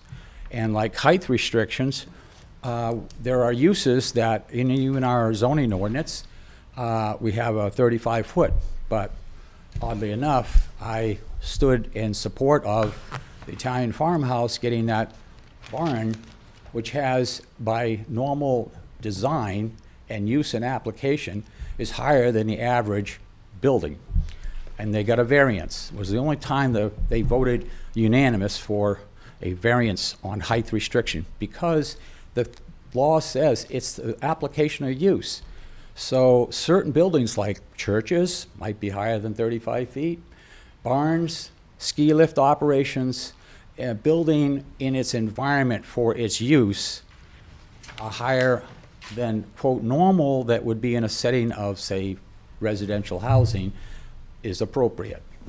But we need to deal with numbers. And the other thing that was on this list, now, I will say, each one of these has a 6-digit number, and as a researcher, I am under the one on research laboratory, which is 541710 and 541720. Those are the numbers that I have listed down at Concord. And my number systems, that goes with me. That goes with the industry. So if we want to actually, and then the other thing you can do, which is really neat, you can go up to Lamson Library and punch in your business 6-digit number, and it'll print out a financial risk assessment, executive brief of your industry, and it'll tell you what your bottom line could look like. I have all that up in my office, and I'm trying to get it out there, and anybody would like to come up and look at it, because I've inventoried a master plan of Main Street. I've inventoried all the business in the commercial industrial zone. If we're going to develop anything, you have to first consider roads, because we have 800 acres of forest, beautiful trees in that acreage. There's 2,000 acres of that zone. And if we're just going to grow trees, then let's redo the line and call it agricultural. But if you're going to call it a commercial industrial park, people have to have access to the land to which you're going to have industry. Frank? Yeah. We're getting a little off. Well, no, it's not. It's all part of the fact that this process here is dealing with concepts. And in order for you to make decisions, you got to get past concepts. And you have to have specifics, because approval comes with numbers. And those are specifics to the industry, to its application, to whatever you're trying to apply for approval in your site plan development. And I've offered you, and I'd offer you, Judy, to come up to my office, because I have a lot of this stuff on storyboards, trying to get it out of the books. You know, you do all this stuff. They're 3-inch books. Nobody likes to read them except engineers. And I offer you, sir, to have you come up to my office. I'm at Chase Street Market, because I think I can help you out tremendously, because I've already done the review of those industries associated with your principal industry, the ski lift, but you have accessory industries that support your operation, and picking the right ones in the right location multiplies the effectiveness of what you're trying to do. Thank you, Frank. Thank you. Thanks, Frank. Thank you, Frank. Thank you. I've been up there. I think a bunch of us Me too. have. Fun fact, the Empire State Building in its early years was sometimes made fun of as the empty state building. Because they had a very hard time filling it, for lots of reasons. Anybody else have any thoughts or comments? Come on up.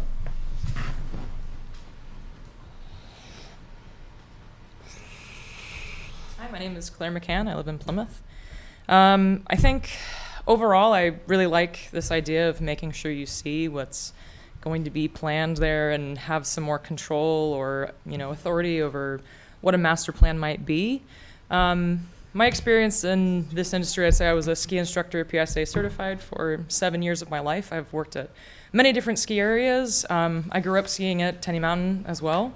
I also worked at the Yellowstone Club in Montana as well as Bridger Bowl, and I've been a regular skier and I'm an avid skier. I lived in Colorado for a long time, so I have a fair amount of experience in both New Hampshire and in the West, and I think a lot of this reminds me of the character of Harold Hill from The Music Man in some ways, painting a really beautiful story, and I have no doubt that you've invested much time and energy in this.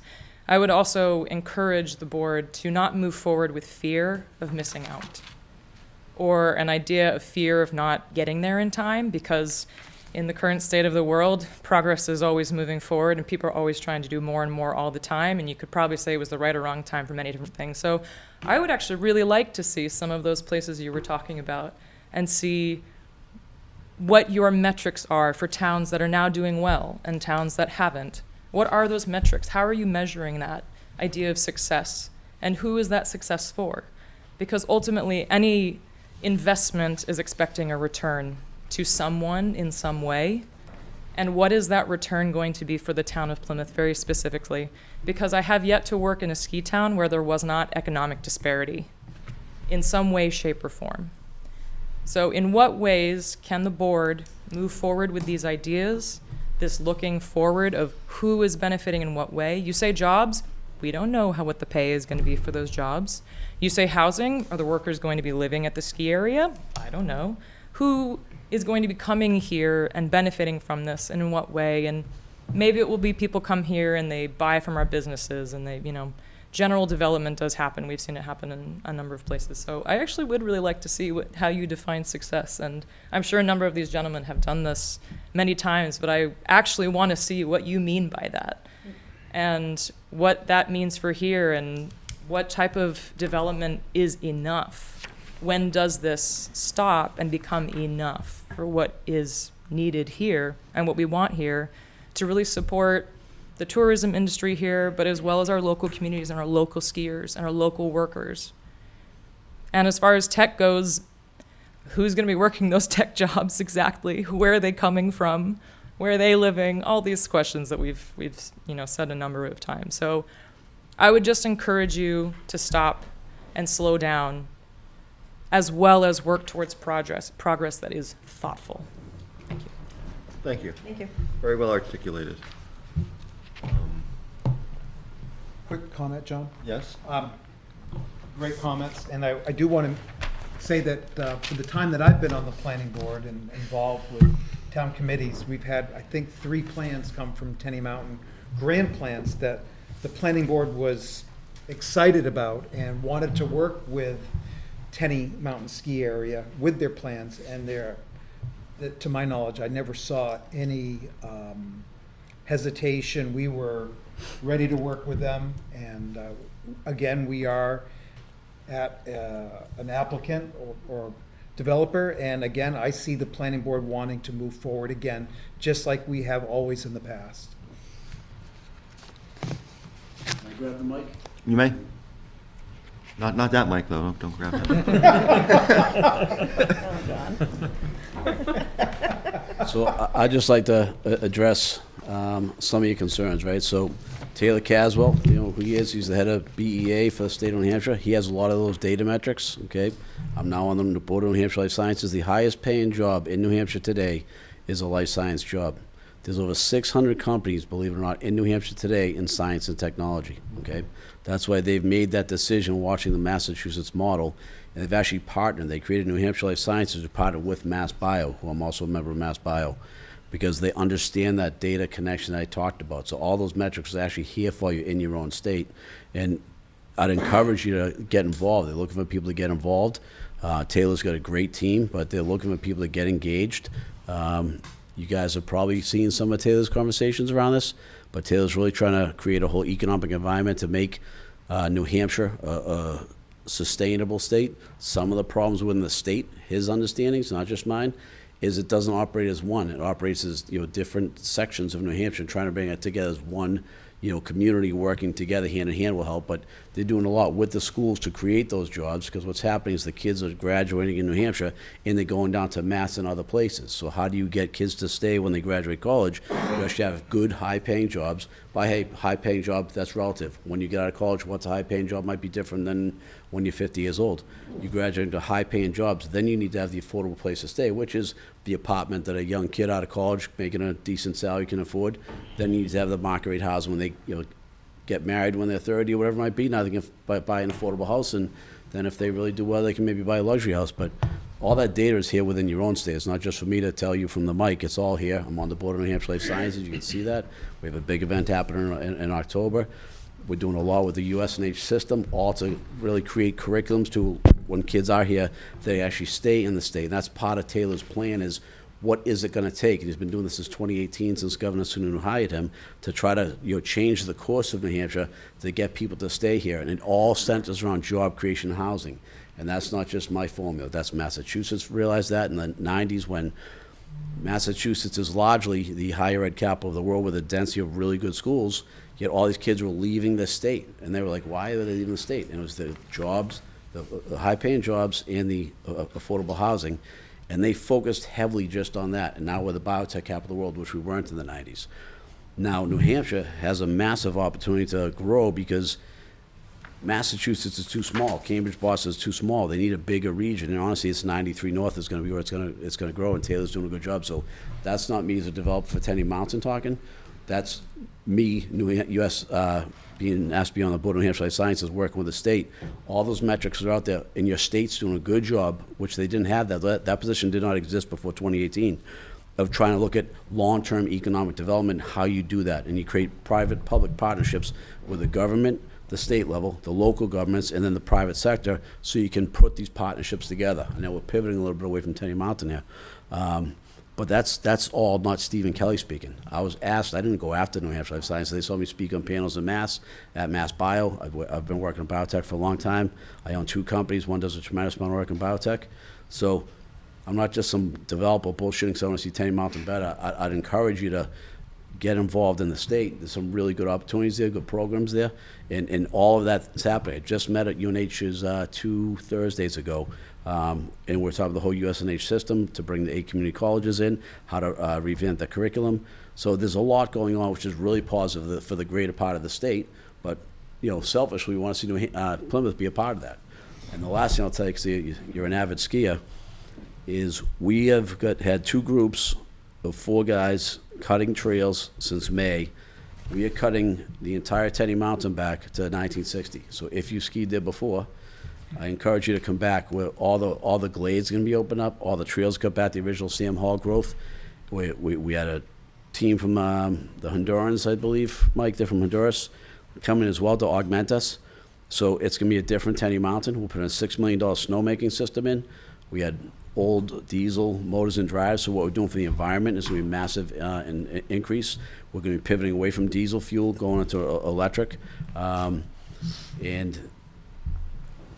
let me see, over 5 miles of new pipe, all new electric motors and drives, and the totality is about a $6 million system.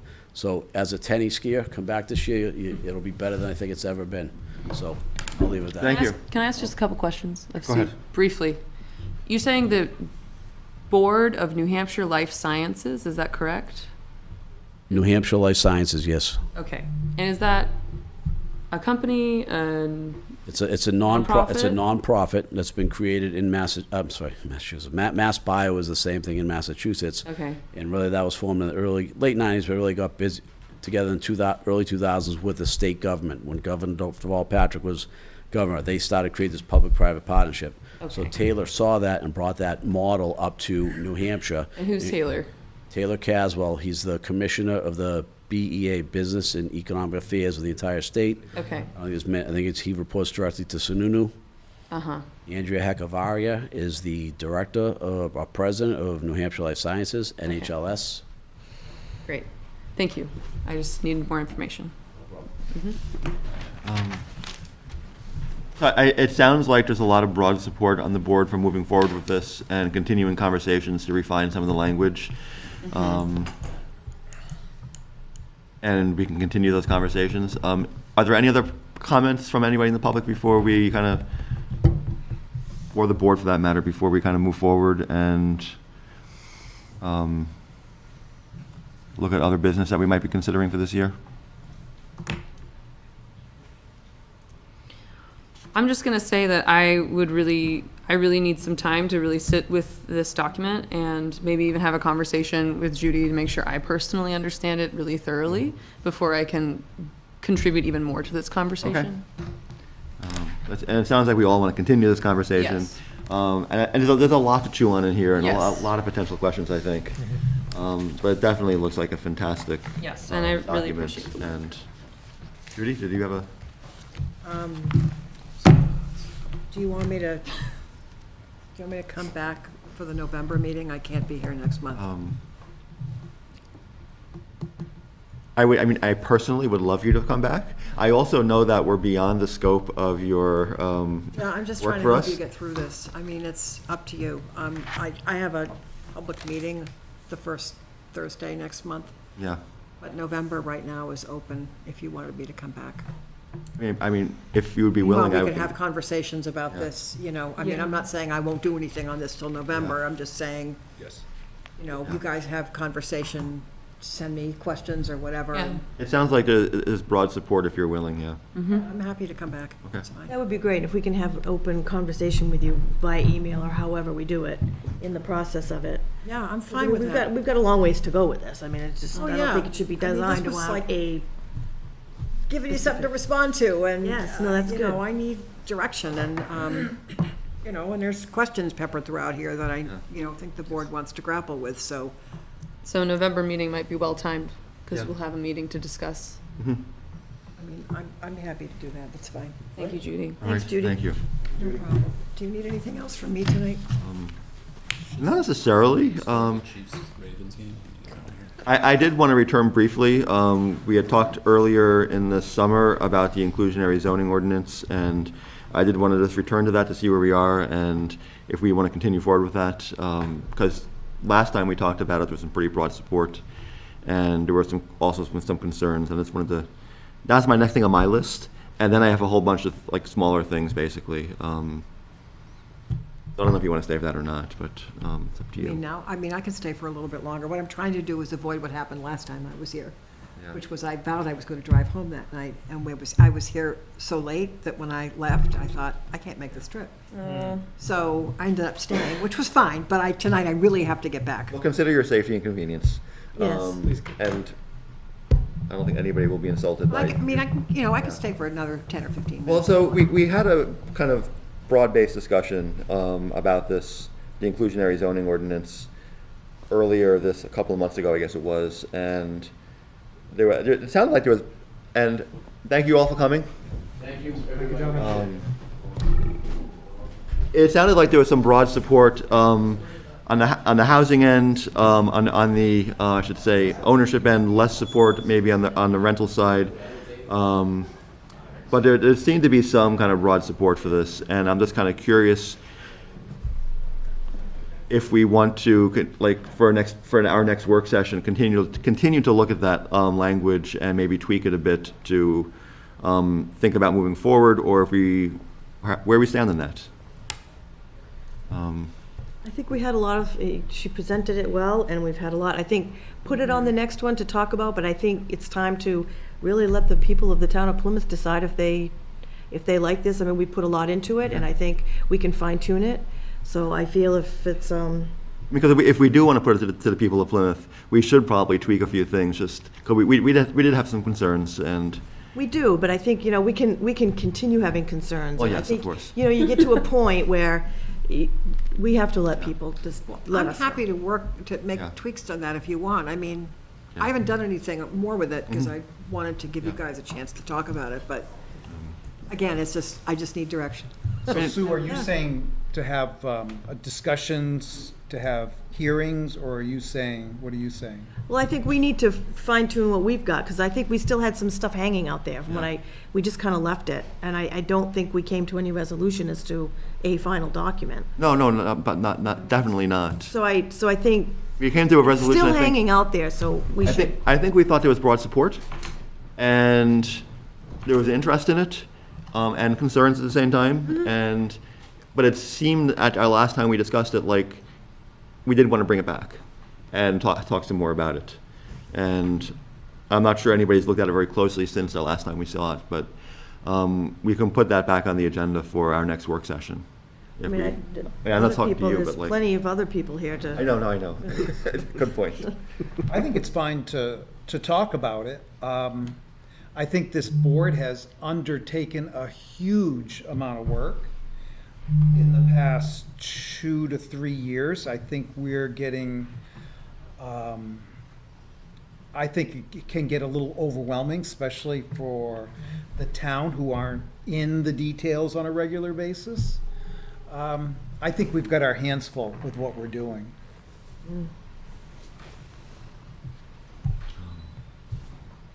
Although, at this point, a lot of the heavy lifting is done.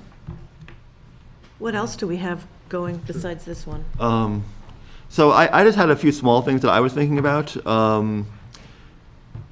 I think this is my personal opinion on this. I do want to look at the ESZ. I think that might actually wait a year. If we do get a second round of HOP, that's definitely impacts housing, and it might be good to wrap that into, if we do get a second round of HOP, maybe we can look at the ESZ as part of that. Environmentally sensitive zone? Yeah. Oh, yeah, that needs to be fixed. And I'm willing to shelve that for this year. I don't know how anybody else feels, but I definitely think it needs to be on the radar. And For next year? Or start at I this? think if we get the HOP funding, Right. it would start in, I guess, When will January. we know that, Joseph? Do you I know? don't even know what I'm embarrassed to tell you, I don't know what the award Yeah. cycle is, I don't know what the I think- contracts I are, I think- don't know. The award cycle is January, and then everything kind of kicks in right after Town that. meeting. Yeah, I think we would know if applications are generally due at the end of September.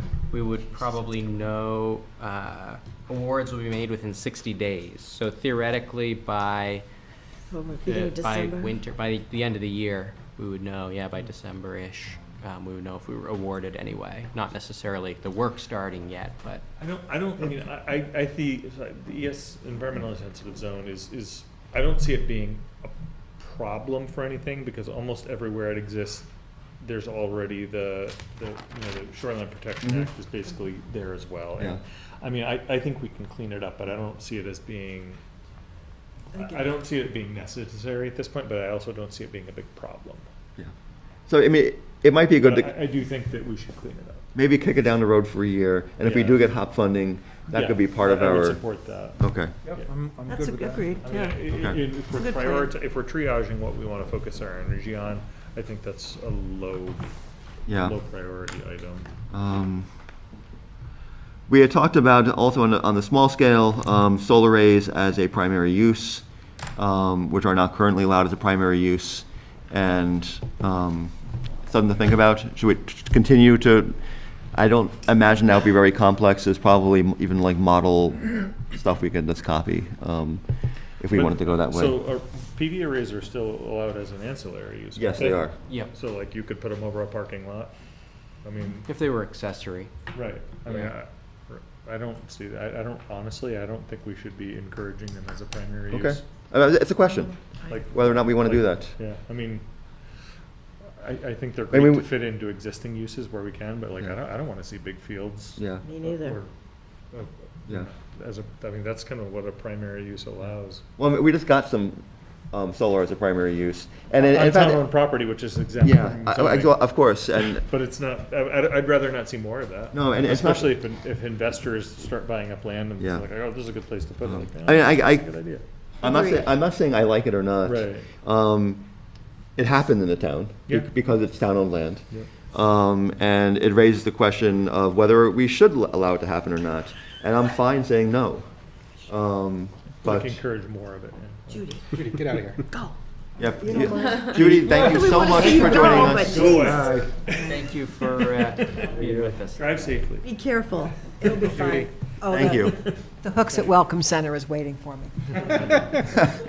They s- For they'll your ha- second they'll have- cup, your next coffee. Exactly, Yeah, that's yeah. They'll what have fresh coffee. Stop there on my way, and I will stop there on my way back. I'm sorry to have to rehash. We're discussing solar panels as a primary use, And whether or not we are any interested in that, PV arrays, yeah.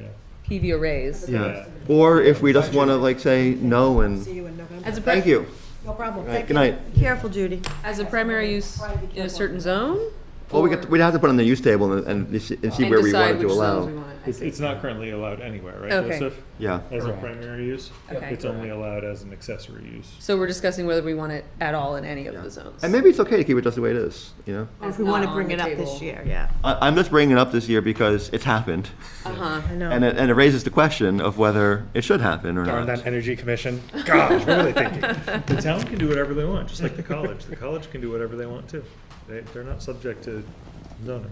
And so Phil, you were saying that it is currently allowed on already existing. So if it's an accessory use, like Okay. if you've got a parking lot. I see, Like if Hannaford wanted to see. put solar panels up to cover their parking spots, they could. Would be amazing. That'd be Yeah, awesome. It would be great. I mean, that makes a lot more sense than And cutting down a bunch of trees and or putting a farm solar fields. panel. Yes, yeah. Solar farms have been all over the place. And So I'm not hearing a whole lot of excitement for this then, so let's, I don't think no? it's a high priority. Okay, good, fair enough. Moving?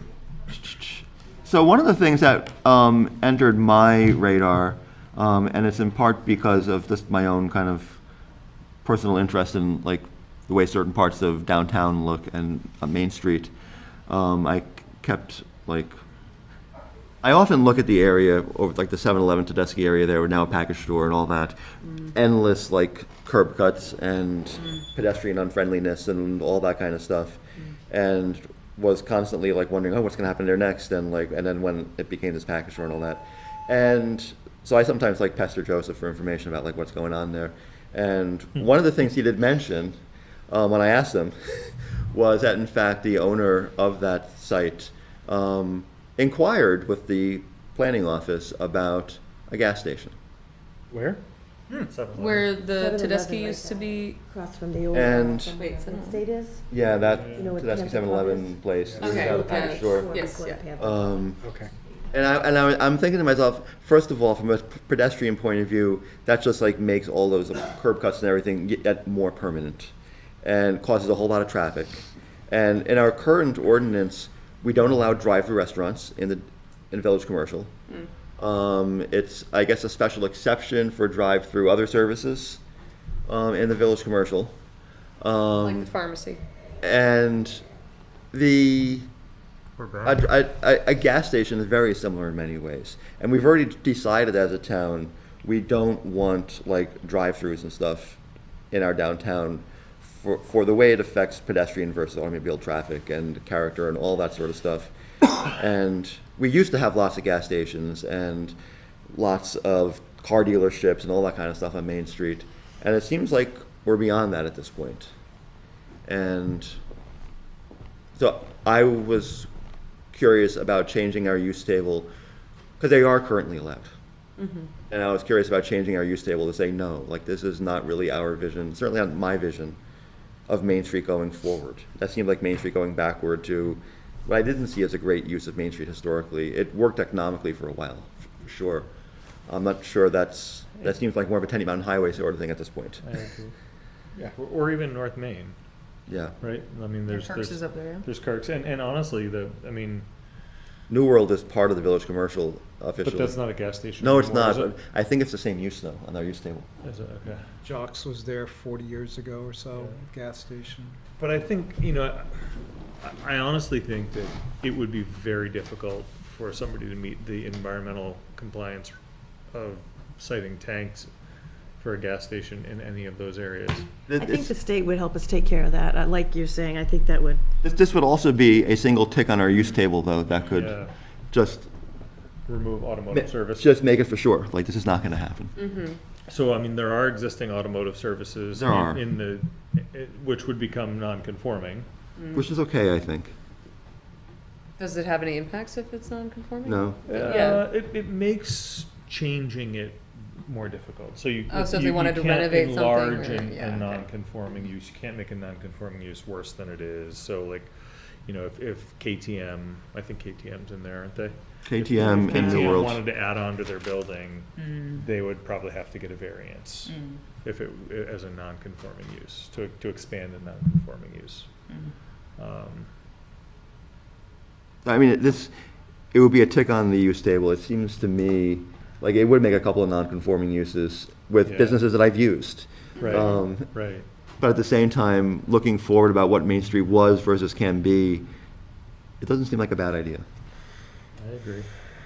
I mean, I don't think we should be looking forward. Like, I don't think we should be citing new automotive service businesses in that area. Or gas stations. Right, service or fueling. But if it's, I guess I'm not even, I forget how those are defined on our use tables, I guess, which is my confusion. Well, but should we continue to talk about this for a potential zoning amendment? Potentially. I think so, yeah. Okay. I have some thinking to do about that. Joseph, you mentioned at some point that there might be some new RSAs regarding parking that we might need to, which is not even really discussion. If they change, then we just adopt them and that's it. Because But- we have to. Was that about off-site parking? Yeah. That was one part of it, yeah. It had a Yeah. few different pieces, and I have still not seen that tick over from approved by House and Senate to signed. Okay. I'm not sure if it ever actually got signed into law. It left. Does the governor have to sign them, or do they become law if he doesn't sign them? I forget how that works. Good question, and I would have to check, I I'm think- not sure, yeah. Sometimes For RSA specifically. I mean, I think some states allow, like, if the House and Senate both approve something, the governor could sign it, the governor could veto it. I think there's another option where if he doesn't sign it, it just becomes, it goes Yeah. into effect. As opposed to the pocket veto option. Right. Yeah. So I'm not sure what the situation is with that, Yeah. but if it's not official yet, we don't need to worry about it. And if it does, it's not really a discussion because we have to follow state law. Right. But Okay. it's on the horizon, potentially. One other thing, we've had discussions of storage units, and Right. I mentioned, is there a possibility we could make storage units their own independent use on the use table and regulate them separately than other commercial uses, and maybe put them in a special exception in certain zones? So you actually have to go through the zoning board and go through their criteria for a special exception, rather than just like, oh, well, it's allowed, like, I guess we need another storage unit. Because there was a lot of community opposition to some of these storage units. Well, And we're it's- going in people's backyards. yeah. Yeah. So it seems like, maybe not like saying you can't make storage units in our town, but at least pulling them out as a different use and regulating them on their own, perhaps with a special exception permitting, you know. To my knowledge, we've approved 4 and none of them are built yet. This is true, but nevertheless. Yeah, but making it more codified seems like a good idea. Actually, we should, I mean, have we revisited if active and substantial development has occurred on any of those? I know the one on, Highland has pulled Highland. out. Yeah, that, Yeah, so, yeah, I could give a more formal update at a future meeting, but as far as the one on Hutchins Drive or Hutchins Road, they did go forward with meeting their conditions. That's the old Hall property, former Hall property on near Beach Hill and Fairgrounds Road intersection, the yes, larger thank you, site. Thank you. Fairgrounds Road. That one, they did proceed to meet their conditions, so they had a few conditions on that approval, which they've been sort of slowly progressing through meetings, so no update one way or the other really about, yeah, I don't, no indication that they're planning to start anytime soon that I'm aware of. Okay. And that was approved a year ago? Yeah, so 2 years to meet active and substantial and 1 to meet conditions. So I believe both are, so I think there's still some time left on the conditional for those, but not a great deal. And then maybe another, so presumably if they're going to start, it would be this coming construction season. Question real fast, and I think you partially answered, I just want to confirm. It's like Phil said, we've approved 4 things. I assume the 1 and 2 years are those are sunsetting clauses.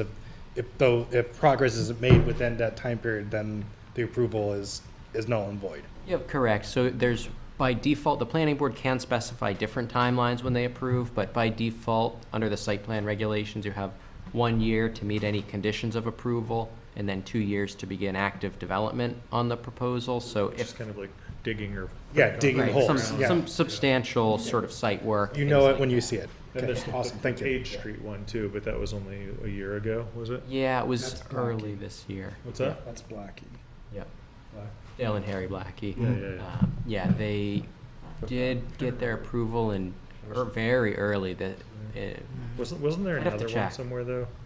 So there was the Highland Street, which did not meet the Right. 2 year, and they did Highland even. Page, then, So we saw a conceptual consultation for one Yeah. on Yetton Road that did not go forward to an application yet. That was maybe in that's what it was. in combination with the condo project we saw. Right. And that was at the large That's what it was. property, sort of on the west side there. Yep. On the hill and all Yeah, that. in between kind of towards 3A on that Yeah. side. Yeah, I also have no update on that. I haven't Okay. heard one So- way or the other. So first off, I'll say I'm open to hearing other amendments that people might have.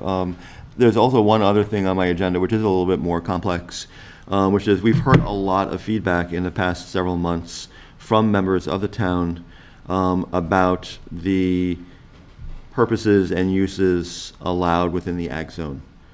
And we heard a lot of confusion, a lot of feedback, a lot of concern that our zoning does not match our master plan.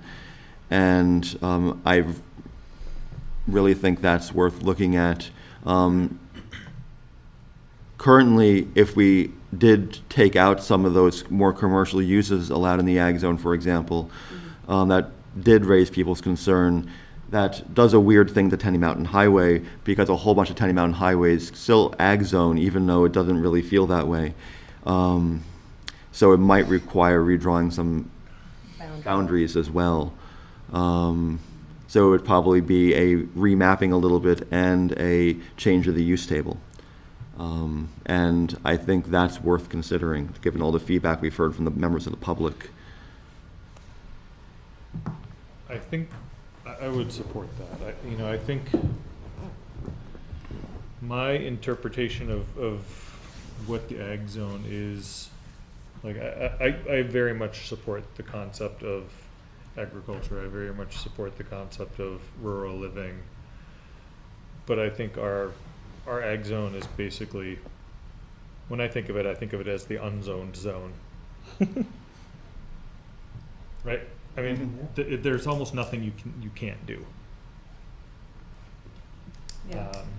And I really think that people have expectations that, that you're not going to be able to put up a 100-unit motel on Fairgrounds Road or any of the other, historic roads in town that Old Hebron have Road. frontage. Yeah, old, If you can get the New like- Hebron Road. Yeah. Like, there's a lot of town, Bell Road. There's a lot of town that, like, hey, there's land out there. If somebody wants to put in a foundry, they could. Like, I really think we should consider it, at a minimum, requiring a special exception for businesses in the ag zone. And it's notable that we heard a lot of public feedback, and we have the master plan, which was an extensive process of gaining feedback that led into that. And the master plan seems to say something different than our zoning says. Yeah. With all the feedback we got to create the master plan. And it seems like we ought to listen to all that feedback and maybe do something about it. I know that there's not a uniform voice amongst members of this board, but I think if we can put our heads together and come up with a solution that improves the situation without overly burdening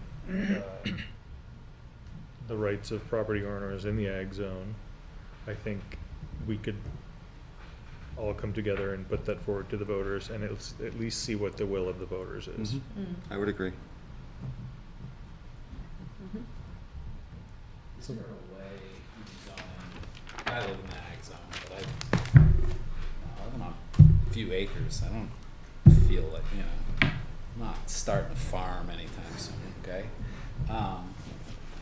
But, someone that has 100 acres, right, probably wants different freedoms than I do. I really live in a neighborhood, I mean, the way I look at it. So, is there a way to look at the zoning or look at the ag zone and have differences based on the lot? I mean, I know there's setbacks and all that stuff, but based on the lot size, what you could do on that particular lot.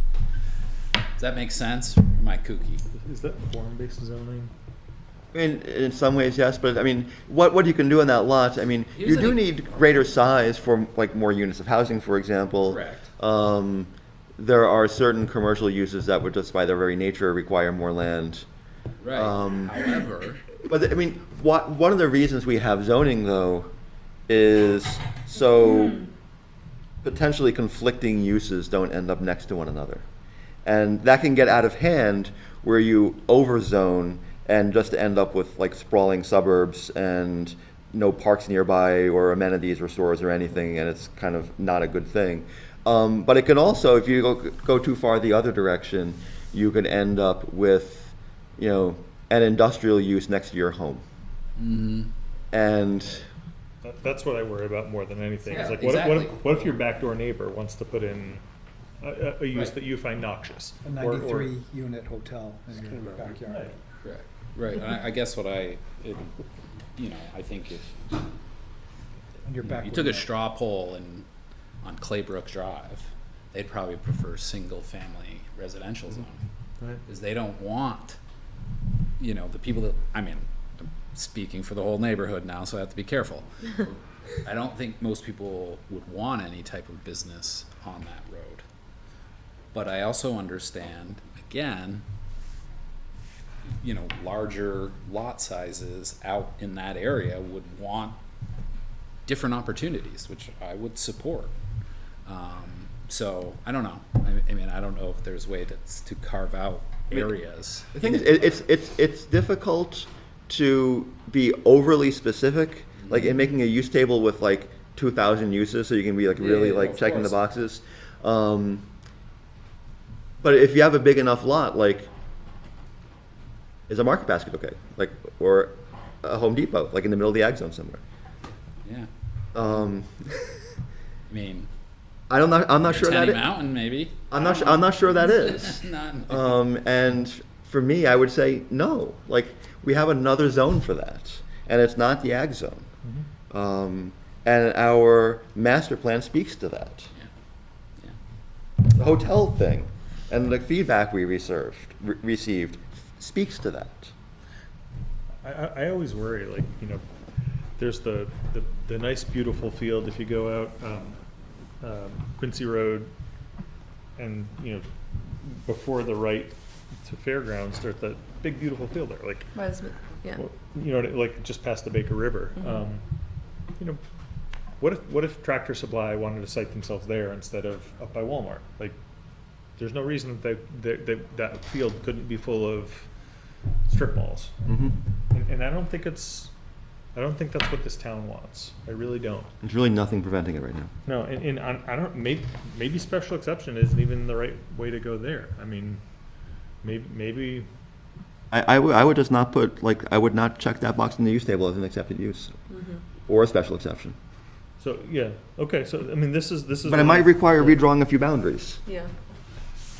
I don't disagree that there are areas that should have businesses, like if we were to limit the ability of businesses to site in the ag zone, I don't disagree that we shouldn't be looking at expanding the existing commercial ICD to include more of those areas, or even potentially creating another zone for specific types of businesses.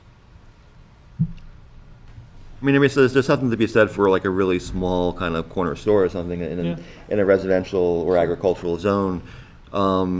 And we could talk about whether or not we can zone in that fine-grained way. But currently, like, as you say, you could start putting strip malls in right in the middle of the ag zone, and nothing is going to stop you. Yeah, Mike? So, probably most of you know, I'm very involved with the agricultural zone. And the agricultural zone has always said, we're willing to look at change. We're willing to look at ideas. And I think the thing that I don't want to say I think, the thing that they've always said is, include us at the beginning. And I think you'd be surprised and what the feedback you might get. And I think if we do want to talk about this, I would say it's not necessary, but that's just my opinion. But if the board collectively thinks this is something we need to look at, then I'm all for looking at it. But I would say the first step, rather than starting to put words and concepts together, the first step should be inviting the Ag Zone group and whoever else would like to show up, because this Ag Zone committee represents most of Plymouth, most of the acres, and a good part of hundreds of members. So acres don't vote, people vote. And that's why I said And- members. And I think that if you invited them to a meeting, and we have a way to get a hold of hundreds of them, and whether they showed up on Zoom or whether they showed up, I think it would be really interesting to get their feedback, and it would be great to give a presentation of what you said, and there might be some agreement there. I'd be happy to. But I really strongly suggest step one is meeting with the individuals that are willing to come forward. So, but this is an open meeting and they could come to the meeting. They don't need an invitation because everyone's invited, right? Yeah. So if the people who have an interest in the changes that we're talking about want to comment, they could come to the meeting. Yeah, but I think they would appreciate a specific meeting that they know that their voices will have an opportunity to be heard collectively. And I think it's smart of the planning board, if we do want to make change, to embrace the Ag Zone group. With embracing them, I think you have a much better chance of seeing some potential changes. So, I mean, practically speaking, it's September right now. We have an October work session, a November work session, and then we're kind of in the world of Getting it out there. getting it out there. So I would say anybody who's interested in this, Should start come coming to meetings. immediately Yeah. to the work sessions, not to the business meetings necessarily, but to the work sessions. Yeah. Every work session, if we want to do this, we're going to be talking about it, Yeah. and we want to hear feedback. Yeah, I definitely want to hear feedback because I have my feelings, which are mostly aligned with John's, where I would love to see certain uses either be strongly regulated, like maybe a hotel of a certain scale is more acceptable than a large hotel of 93 rooms. Maybe a bed and breakfast or something is more acceptable to the town. So I know I have my feelings. I'd rather see no commercial use happen outside of agriculture in the agricultural zone, but I do want to hear what everyone in the town thinks about this. Jason? Like, so you refer to this agricultural committee, like, what is, I'm sorry, I'm new, so like, what is that, like, do they have a Facebook group that we can reach out to them to contact them, or like, you know, No, how so do we contact this committee? So the committee started in earnest 17, 18 years ago. Before that, it was my dad and Dean Yetton and Paul Reese and a few others, myself as well. And then all of a sudden, the planning board thought that they would make some well-meaning changes to the ag zone. And a group 17 years ago showed up with 4 members. The next meeting, there were 20 members. The next meeting, there were 25, 30 members. And then the next meeting, there were a couple hundred members. So what I'm getting at, this is a collective group that's outside the bylaws of Yeah, an it's not a organization commission. within It's the just city. a- So how do we contact this committee then? Matt Yetton, who normally sits right there, has the list to contact them. Cool. And I can reach out to many of them. I mean, And importantly, we should talk to, as you mentioned as well, beyond that committee as well, there are many other members of the community Yes. that have their own feelings as well. And again, you'll be surprised probably with the reception that you could get. And I think there might be something that you want, and there might be stuff that they want, and then you might see some overlap. I don't know. And I think that's the way that good boards in towns work. yeah. You know, I'm gonna agree with that wholeheartedly, and I'm also gonna say I feel as though many times we've gone through this process of listening and talking and compromising, only for at the last minute it's like Lucy with the football, like nope, and all of a sudden, what seemed like compromises made in good faith get yanked away. And so I'm just going to put that out there as a concern. I'm going to put that out there as a concern going forward. But yes, I absolutely want to have that conversation. Okay. I will help to arrange a meeting coming up first Thursday of the month, and I'll see if we can get some people together to Okay, that would be get some fantastic. feedback. Yeah, I would appreciate that as well. But yeah, I don't think we should have special meetings. I think we should just invite I think it's just the members of the public. interested public Yeah. to Yeah. our working meetings. We will let them know we will be discussing. And we'll be accepting. It's not a hearing, Right. it's just discussing Yeah. initial first meeting, and I think the agricultural committee will appreciate that. Good.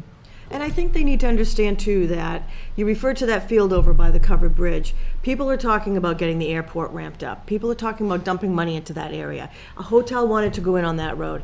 We're looking at the future. We've got to see what's gonna happen. We don't know what's gonna happen out there. That is a state road, so chances are it could develop out there. So, they have to understand that as well, the people with the agricultural. Delta jets flying in. Things are, yeah, exactly. You never know. So, that's all just got to be, it's a good idea to look at And this and a and lot to of try to the put in ag this. zone committee does not want to see hotels going in fields. They like agriculture, they like tractors, and Shucks. so I know that, we but I'm don't just know what saying. we're gonna hear. No, But we that's- don't. But the way it sits right now, all of this stuff could go in there. Right. The Are you growth saying- that's going out there, the growth that could go out there, that people are pushing for it to go out there. So we should have things on there other than, yeah, you can put a hotel there, you can put a Tractor Supply there, you can do all that. So I feel like we do need to have some sort of regulations Yeah. on it to protect it, Yeah. if that's what they want. Yeah, exactly. And again, of course, we always need to hear more feedback, but it is important to point back to our master plan, Yeah. which had a huge exactly. amount of public input, and it said, yes, we want something like different in our zoning than we currently have. So I have an alternate idea for our ag zone, in which if we really wanted, so You're making me nervous. think big picture. Like, if what we want to do is protect the viability of agricultural lands, we could actually go through a study to identify what properties have the capacity to support agricultural uses and limit the ag zone specifically to those. I'm thinking, the floodable fields along the Baker River Valley, along the Pemmy, there are properties that have value for agriculture, and we could focus, agricultural protections on them by, prohibiting housing. Agreed. Like, it's really easy to fill up a field with houses. Yeah. Yep. But if what we want to do is protect the potential for agricultural uses, you may want to consider not allowing houses there. So, Exactly. I guess, At least in agriculturally valuable properties. I like this in many ways in principle. I would say that might be a good second step. I think a good first step would be to perhaps amend the use table, change the map. Sure. Then start getting more nuanced about other potential changes. In certain ways, what you're talking about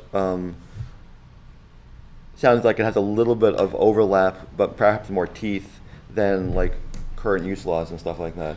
So current, you opt into current use, Yeah. but you can always opt out of current use. Yes, and which is why I said what you're describing seems to have more teeth in terms of rather than a small penalty for opting If the goal of an ag zone out. is protect agricultural uses, I would see value in limiting the development Yeah. potential of agriculturally valuable property. Yeah.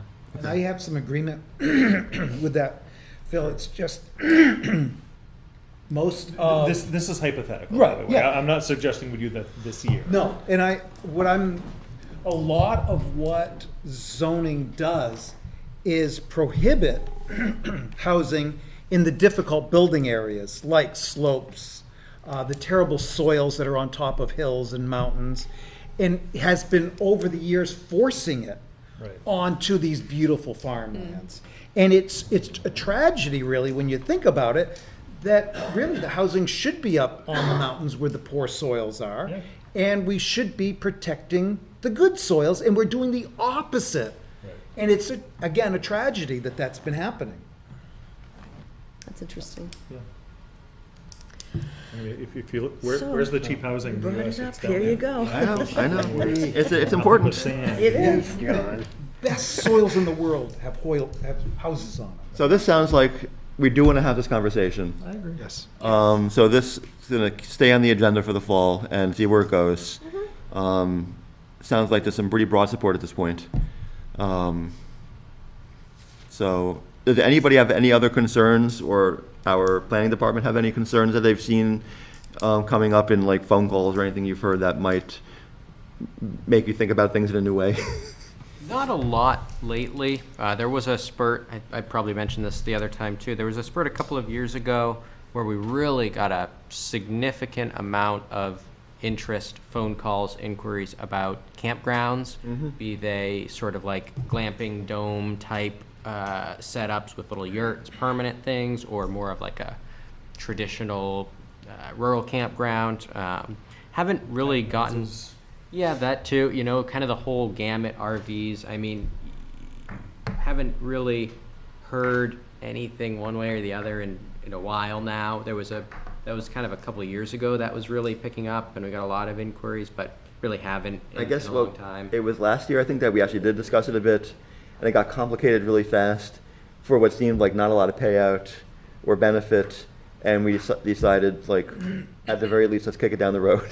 And here we are again this year. Right, right. And there is one campground in town that's existing, you know, it's been there since before zoning, and, you know, like I It's said. been there since before zoning? Well, Hold on. since it's existing non-conforming as far as I know. Wow. So, Long time. well, yeah, only in 1961 we adopted So, zoning, so. yeah.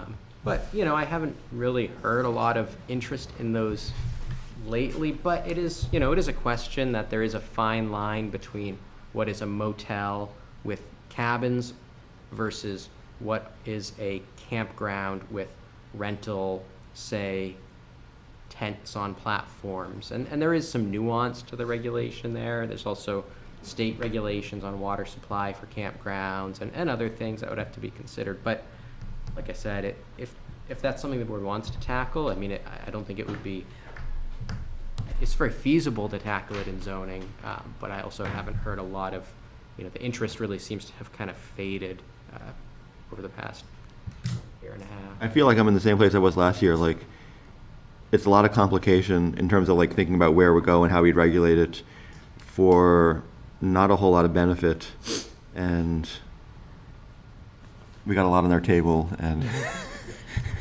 You need to keep it on the burner, though, because there's a couple of people around in the area that are going to towns around trying to get them in. So it's not disappeared yet. yeah, take it down the road again. Keep it in the radar, how's that? Keep it on the radar. Fair enough. The if time column, Yep. if we have time. Joseph, just out of curiosity, have you been getting a lot of calls about people interested in doing any housing development? And do you have records, or does the town, I'm sure the town does somewhere, how many new homes have been built in Plymouth in the last 5 years? We do have that data. We have building permit data going back quite a ways.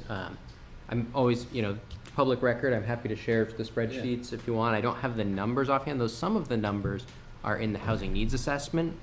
They only go as recent as 2022, and they start in like 2012, so it's like a 10-year window, something like that anyway. So some of that data you can get out of the needs assessment.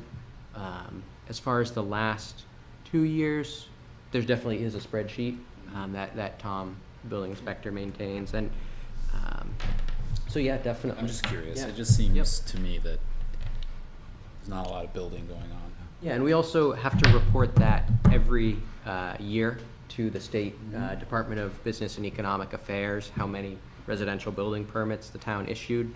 So we do, that's why we track it, so we can report it to the state every year. I don't Look- have the number, but I can find it easily. Notably, there's all of the Blackie's buildings that are going in right now. That's been, And there have been a bunch of ADUs that have gone through. Chatterin Lane. Yeah, so there's been some activity. yeah, Chatterin Lane. it's a mix, you know, a lot of, Ski lifting. there certainly hasn't been a large new development, but certainly over the last couple of years, the Crescent Street development has really been moving at a pretty quick pace. About 50 plus? Yeah, yep. 55. 55, yeah. It's just so expensive to build right now. If anybody's looked at it, the Yeah, it cost is. right now, people are saying twice as much. Plan on more than twice as But much. it's not gonna get cheaper. Um, That's the thing, like, And, well, our, So- wages are not Yeah. keeping pace with it's, inflation. we're in a That's mess the- right now. It is. You're So, I agree. worth considering going forward and thinking about timelines. I'm gonna get back down to business here. So it's September. We have October and November, and usually we start hearings in December, which means at our next work session, we should have some pretty firm ideas about what we want to do. And any feedback we're gonna be getting, we wanna hear it like starting next work session. I will And- plan to get the word out, John. Thank you. And that means for November, then, we should have language. It might be tentative language still, but we should have language that we can then respond to and semi-finalize for December. Does Joseph write that language? Typically, Joseph does a good part of that, yes, Yeah. in consultation with the town's attorney at some point in the process. Okay. Yeah, so a lot of times what we do is send some draft language to the board, or not necessarily draft, but example language from other towns or best practices, and then basically get direction from the board. We'll draft based on that. Okay. And then the board kind of takes any, makes any changes, but a lot of times a good starting point. But So with depends that- on what the yeah. concept is. With that said, if there's any example language or any of the handbooks from the state or whatever that have example language that would be useful for any of the things that we're considering exist, if you could have those for our next work session, that would be Yeah. fantastic. Amazing, yeah. Definitely. Fairly straightforward with some of them. Some of them are a little more conceptual at this point, so hard to get too much. But definitely storage units be quite easy to get some examples of that. I think some of these are pretty easy. Yeah, I think a lot of them would be, and some of them really there's no need for an example. I mean, if you want to change auto service stations to a special exception or non-permitted use, that's that's Back on the just table, and right, that's- yeah, that's just a sentence amendment. But some of them might have a little more nuance. So I can find some examples of how other towns regulate these things. When you say it's just a sentence amendment, does that mean the language on the ballot is just the description of the amendment, and then the town votes on it, and then the change happens? Right. Okay. Yeah, just that there's not. Yeah. Remove automotive service stations Yeah. from the table of uses in the village commercial Okay. district. Yeah. Yep. Thank Kind you. of Understood. as an example. Yes. All right. Sounds good. And honestly, if you have time, Joseph, I would, anything we've talked about that you think you can find sample language for, like if we have the shotgun approach where we have lots of drafts to consider for the next meeting, like Yeah. we can say, if we see it and we say, let's do these, let's not do those. I mean, having draft language is a really. It's a lot easier to edit a piece of piece of Yeah. paper with words than a blank piece of paper. Right. Yeah, so. Hard to edit a blank piece of paper, yeah. It's true. Sounds like a All right. challenge. All right. Any unfinished or other business from members of the board and planning staff? Not on my end. Conceptual reviews? All right. Public comments? My name's Frank Miller, you didn't know. Monday, the Selectmen's meeting, I have submitted a request to perform a master street plan of the village commercial zone under RSA 674:9. And the reason I focused on the village commercial zone is there is not one landowner in the village commercial zone owns enough property on their land to mitigate the vehicular and pedestrian infrastructure on their property. That includes the federal government with the post office, this government with this building, the university, Alex Ray, Steve Rand, pick a name. I've looked it all up. They cannot mitigate, i.e. take care of their parking and/or their vehicular elements on site. It's a we, us, and ours zone. I can sit on my 60 acres and go, I, me, and mine. But in the village commercial zone, it's a function of working together. So the first thing is I did a research of all our streets back to 1780. So anyway, but this is going forward to the select board Monday night, and then they will review it to see if it's a reasonable event, and then it will come to you. At the risk of extending our meeting, can you explain to the board what a master street plan is? A master street plan is an inventory of all ways and vehicular and pedestrian infrastructure that we want to improve. We have to construct and maintain. We've done a major job on our main street, doing with the utility infrastructure, water, sewer, stormwater drainage. But now we've got a very nice paved main street. We've got some new sidewalks, some minor repairs on others. Others are in the works. But what we need is a plan. We don't want to wait another 50 years, or actually this one was 100 years because they replaced an infrastructure, the water and sewer pipes from 1924. And so anyway, we don't want to wait that long. So if we can have a master street plan, then we can put into reserve funds to pick one street or one project of a sidewalk or walkway that we would like to repair or improve.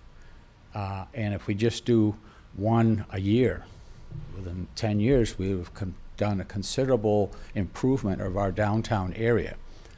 And one of the biggest problems is our road systems coming into the village commercial zone and parking, which I did the 2000 inventory, and we are short 300 to 400 spaces of employee parking. But this master street plan is something that helps the boards, and working with the business community, the citizens, we can actually look forward to trying to make these improvements, but not have this mother of all multi-million-dollar projects, which we've had in the past. Green Street project, the South Main Street project were millions of dollars, and people said, not a chance, I can't afford it, voted no. But if we put aside $100,000, $150,000 to do certain sidewalks, even if we do the stormwater drainage on the west side of South Main Street, because all of those brand new driveways we got don't have drainage systems, so all that dirt's going to come down onto Main Street on the sidewalks, which causes us to have the highway department come and clean it up, and it's also a safety hazard. We don't need to wait multiple years to say, hey, we've got an issue here, and let's just fix up this one this year, and we can go and fix another one next year.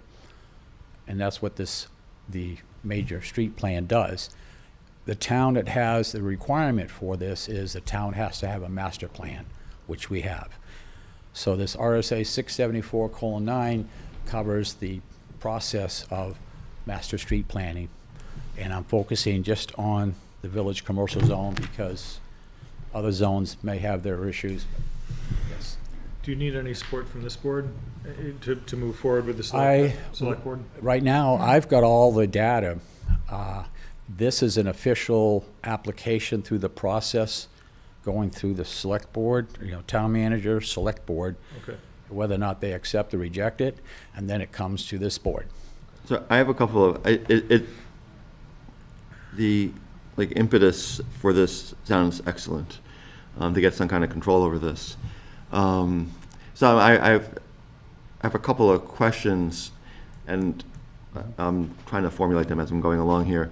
I'm wondering, and don't answer me yet, I'm wondering, so by having a master street plan, it seems like maybe this is vesting certain powers in the town.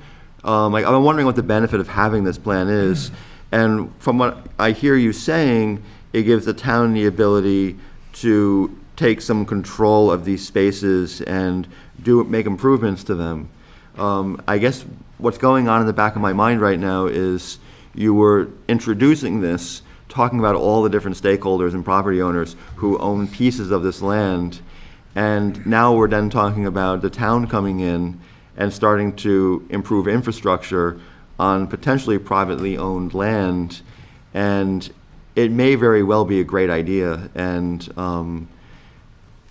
a needed improvement. Yes. And at the same time, I'm wondering if there's going to be legal issues, and I'm wondering what the legally binding powers are here for the RSAs, for us to say, well, we're going to put a sidewalk on your land. Because it sounds like that's what you're saying. I'm saying that there is a process for public access, and I'll give you an example. Railroad Square Road, by the tax map, doesn't exist. Sorry. Also, the first item on the agenda for this planning board is there are 6 lists for the names, the street names we have for the downtown, for the town. 6. So you got a highway department, fire department, police department, the tax map, and the counter detail, and Google, okay? Now, Earth to Base, we have 5 streets that have multiple names. Pick one. Now, if you're out in a skateboard park, that's unnamed way. So you call 911 because you broke a leg skateboarding. I'm in the middle of unnamed way. I need help. Okay, so when you're trying to advertise as a business, you're going to use Google Map. Well, you're going to have issues because their names of the streets are not what we call them. So that's something that I don't own any of it. I'm not telling you what you can or can't do. I'm saying, hey, folks, we ought to come together as a community and say, what do we want to call this name of this street? And then the other thing. Well, the naming thing I'm not really concerned about. It's more about the private property issues. Well, the second And one after that is the dimensions. Now, I've got a lot of blue line drawings, AKA ownerships of this stuff, back to 1900. Anybody seen them? 1900. Okay. And so these roads were given to the town dimensionally, okay, for Chase Street, Highland Street Extension, or Green Street, whichever name you like. Okay, but there are specific measured bounds, AKA property lines, that the town owns. Now the town has the authority to act, to Okay. maintain that, okay? Well, we need to go through that whole process. This is a process, I'm not making any decision. It's just this master street planning is a process, and the list of things that I have spoken on it, and I've got a priority of it, is let's start with street names. No money involved. So- We're just gonna have a group and say, what are we gonna call it? If I'm understanding correctly, then, we're not talking about something the equivalent of eminent domain. We're talking about No. reestablishing already established rights of way. Correct. Now, like I say, the biggest question is Railroad Square Road, which is privately owned, doesn't exist by the tax map. You take a look-see down there and you'll find out. Anyway, the fact is, that road has no sign indicating it's privately owned. There's no gates or bars, and has been open to public use over 50 years that I've seen it, okay? And that passes the element of, quote, eminent domain, or let's just go work with the parties involved to establish a measure course that we're going to call Railroad Square Road to access your business. And that's, again. Does the town maintain that? What's that? Does the town plow snow down there? Yes. So the issue is, Property owners are already kind of friendly to finding some solution. so the issue is, first of all, you have to have the structure of your meetings to have discussion to actually accomplish something where you can put the numbers to it and a decimal point on it. And if you don't have the structure through the legal process by the state RSAs and our zoning ordinance systems, we're going to continue on with our planning. I've got 45 years of planning documents up in my room. We plan great. Implementation, less than perfect. Okay, folks? Less than perfect. And we don't know why, but I'll tell you why as an engineer. You don't put the project into the numbers that allow it to be approved and certified so that it can go forward and get that other number cost factor.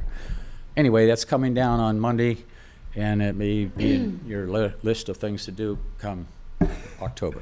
Thank you, Frank. We're looking for more work. Well, hold on, I don't want to extend this meeting any more, Albert, than possible because I'm missing fantasy football at the moment. But one, I think you're citing the wrong RSA. I think, well, one, it seems like you're talking about two different issues of mapping the town and capital improvements of streets for the town. Mapping the town would fall under 67410, not 9.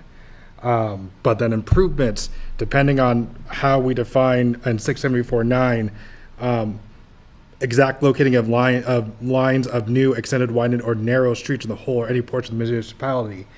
I don't know if improvements fall under that purview and how it's defined. Well, that's, that could be a number one agenda item we can talk about. So we would have If we don't like it, then we just drop it and, We have. Beautiful. but if we're gonna actually change, we made some serious investment on fixing our Main Street, and we need to continue Green Street, South Street, Railroad Square Road, our entry into the town of Plymouth from the south.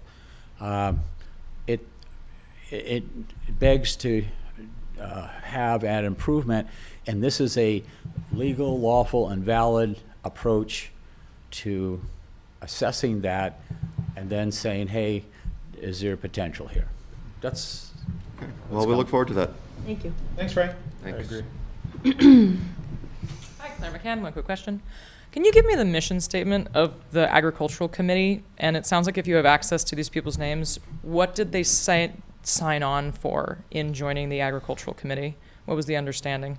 I don't think we have a mission statement written down. It's just a way to keep everybody informed of anything that may involve the ag zone. Well, what were they told when they said yes to joining the Agricultural I can Committee? get you the letter. That'd be great. I just for edification to understand what it is. Yeah, Thank you. Tell your sister and I'll make sure I'll Yeah, get it. that'd be to great. you. Thank you.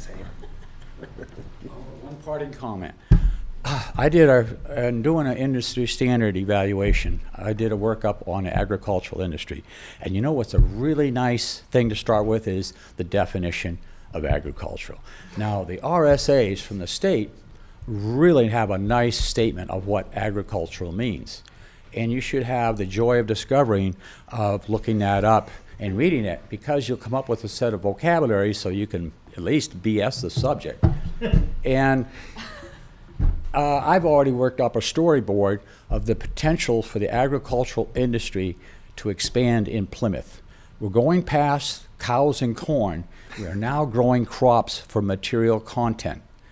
We're making tires out of dandelions. We're also using plantings for environmental mitigation system for stormwater runoff. So there is a massive potential for agricultural industry in the town of Plymouth. Again, money's out there. $4 million to do an environmental assessment of the airport. We missed off. There's tons of money available. Just saying. Thank you, Frank. Frank. Thank you, Frank. Yeah. There's money in the banana stand. Somebody's got to want to Always money in the banana stand. I don't know what you're talking about. Arrested Development. Oh, okay. Gotcha. You're too. Sorry. No, it was. We're too old. Sorry. No. I know what you're talking about. All right, with that, I'll entertain a motion. Nope. Or we make can a just motion stay. to adjourn. Second. Okay, all in favor? Aye. Aye.